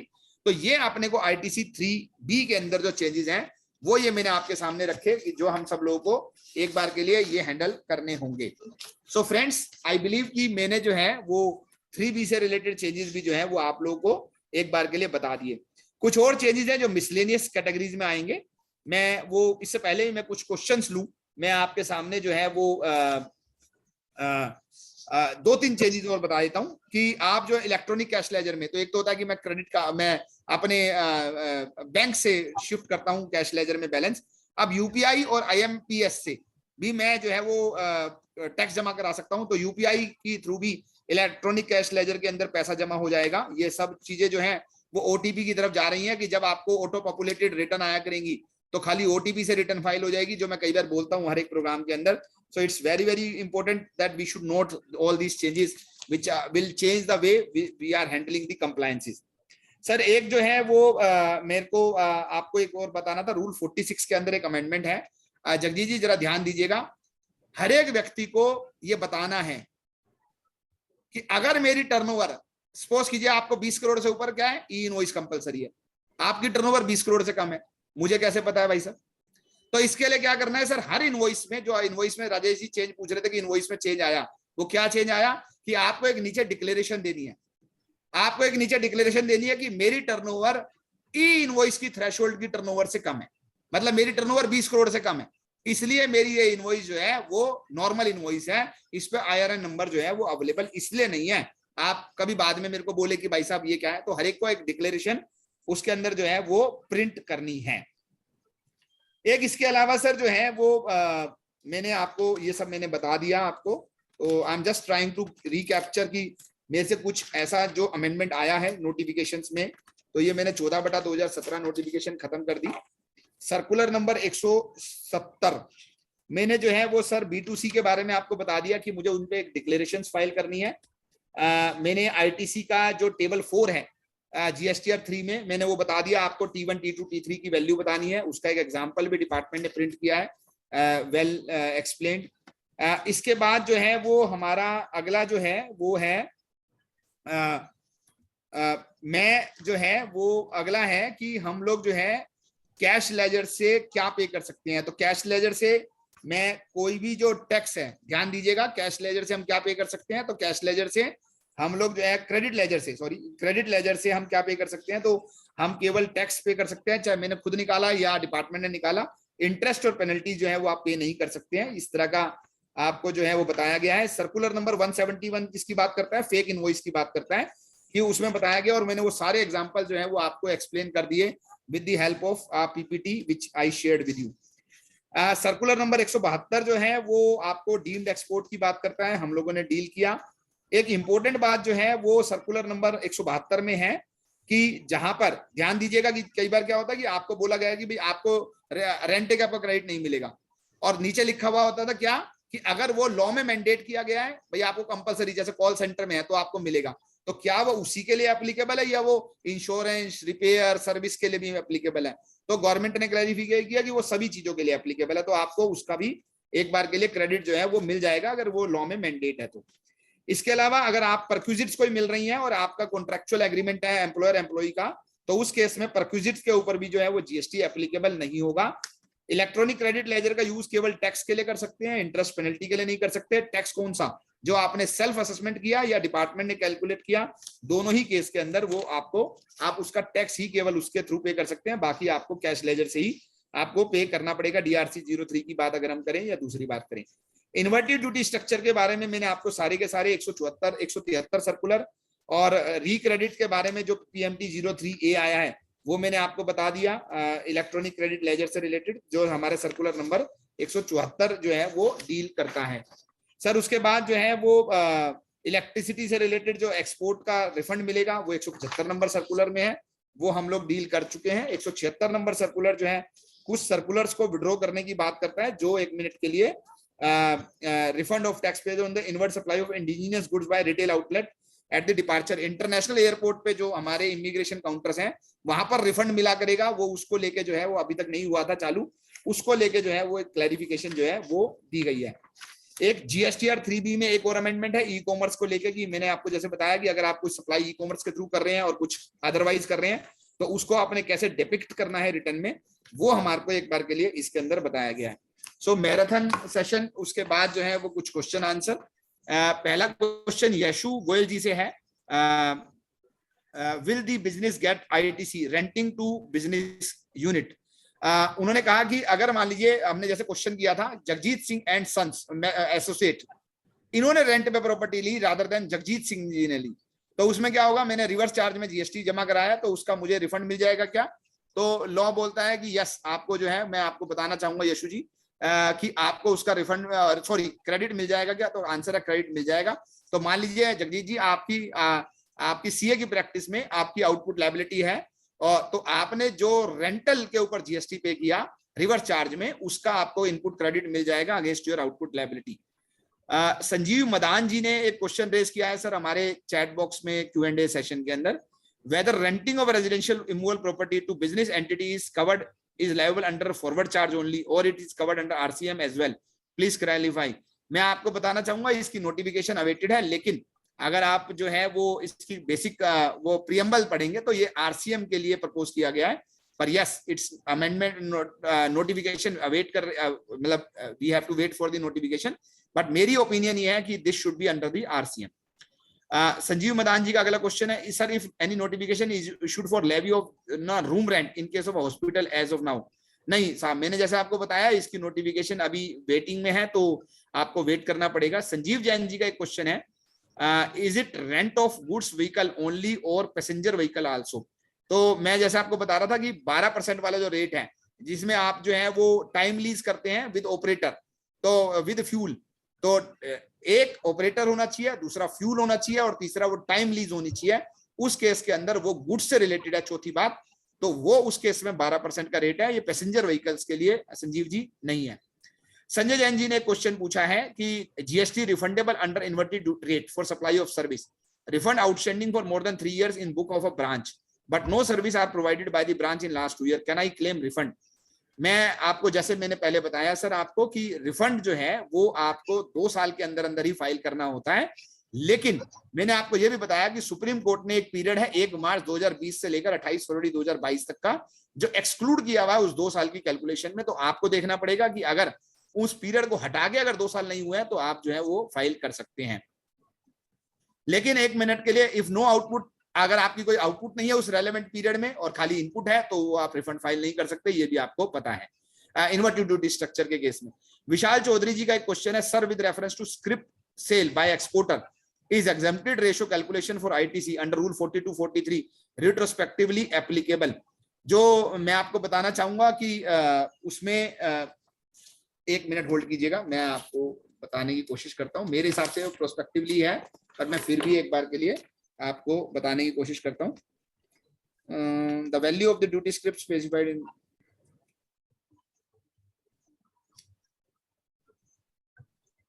एक एक्सप्लेनेशन ऐड हुआ है सर रूल 43 के अंदर, जो हमारा रूल 43 है जो 13 अक्टूबर 2017 को हमारा नोटिफिकेशन नंबर 35/2017 से आया था, नोटिफिकेशन जो हमारा वैल्यू ऑफ ड्यूटी स्क्रिप्ट्स को लेके, तो उसमें एक्सप्लेनेशन ऐड हुआ है। तो ये एक्सप्लेनेशन जो होता है वो प्रोस्पेक्टिवली होता है जी, तो इसलिए प्रोस्पेक्टिवली है। Food grain retail pack more than 25 kg whether GST is applicable. तो मैं आपको बता दूं कि हमारे पास जो है वो लीगल मेट्रोलॉजी एक्ट के अंदर जो है वो वैसे तो विड्रॉ कर ली गई है, लेकिन लीगल मेट्रोलॉजी एक्ट के अंदर कुछ एग्जम्पशन दी गई है कि अगर जो है वो आप 25 kg से ऊपर का पैक लेते हैं तो वो उसके ऊपर लीगल मेट्रोलॉजी एक्ट एप्लीकेबल नहीं होता है। तो उस तरीके से अगर आप ये एनालॉजी लें कि क्योंकि ये लीगल मेट्रोलॉजी एक्ट के बियॉन्ड है ये पैकिंग, तो उसके ऊपर जो है वो GST एप्लीकेबल नहीं होगा। लेकिन नेवरदलेस कि अगर आप जो है वो प्री पैक्ड प्री लेबल्ड और पैकेजिंग करके दे रहे हैं तो उसके ऊपर वैसे GST की एग्जम्पशन विड्रॉ कर ली गई है। तो ये एक अपने आप में एक ग्रे एरिया है कि अगर लीगल मेट्रोलॉजी एक्ट एप्लीकेबल नहीं होता है तो क्या वो स्टिल वो पैक्ड माना जाएगा?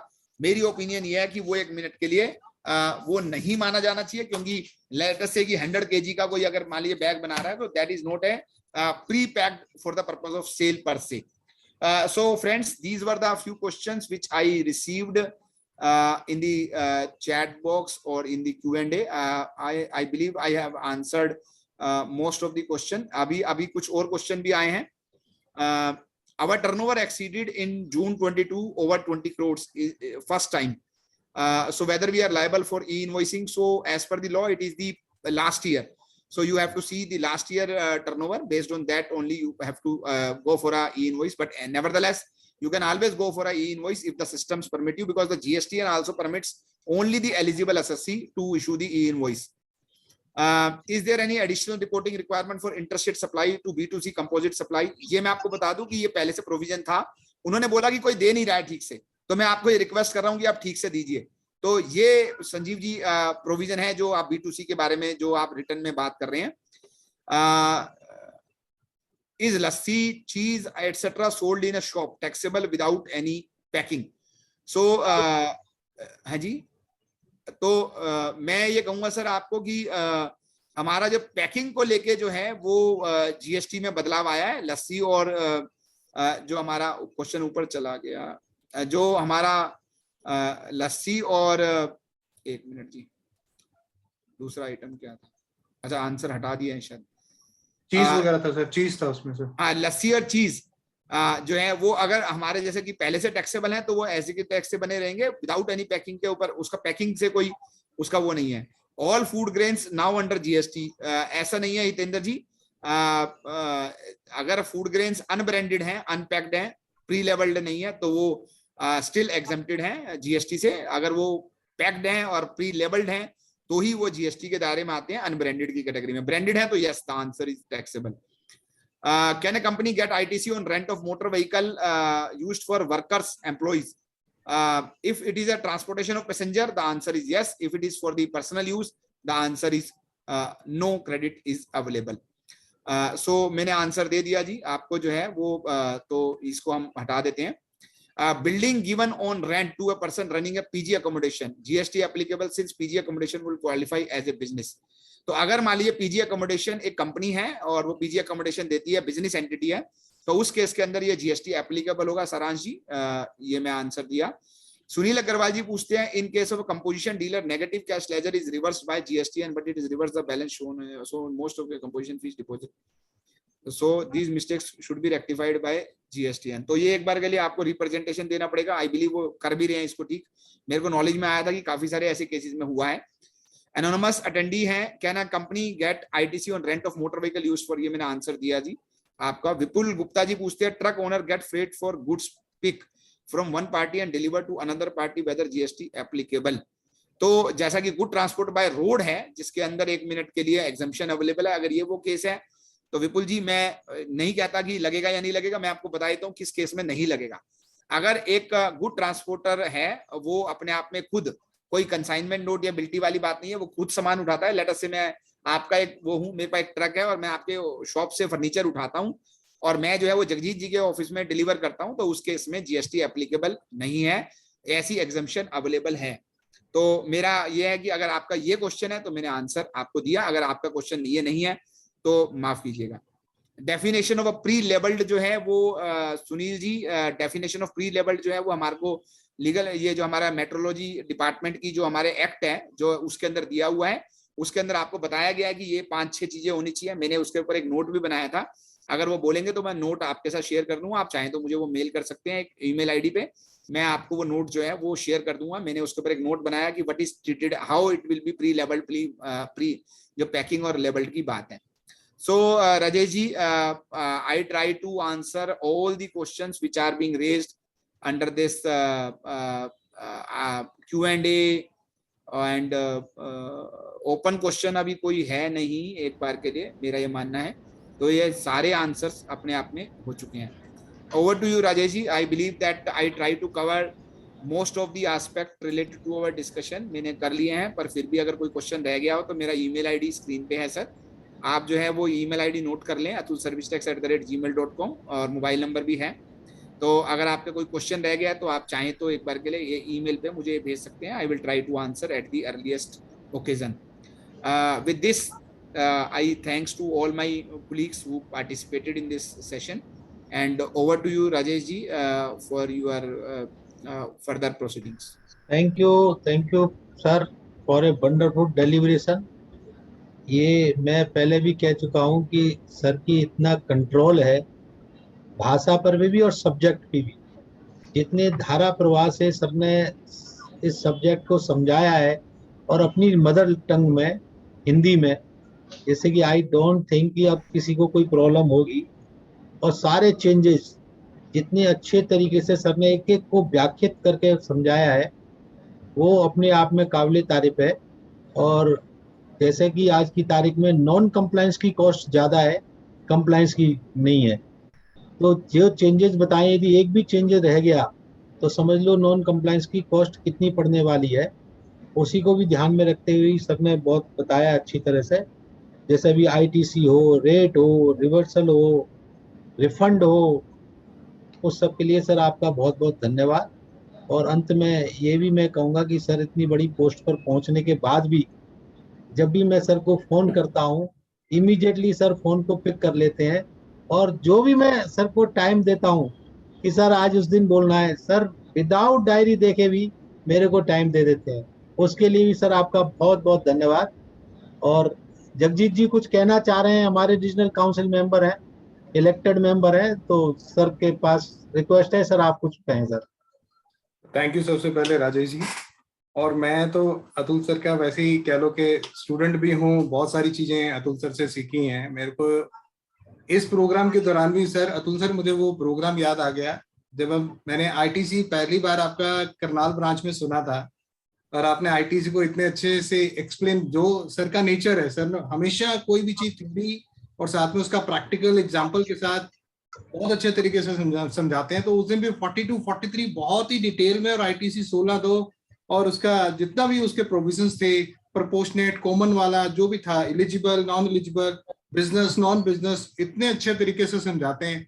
तो मैं कभी सर का सेशन कोशिश करता हूँ मिस ना करूं,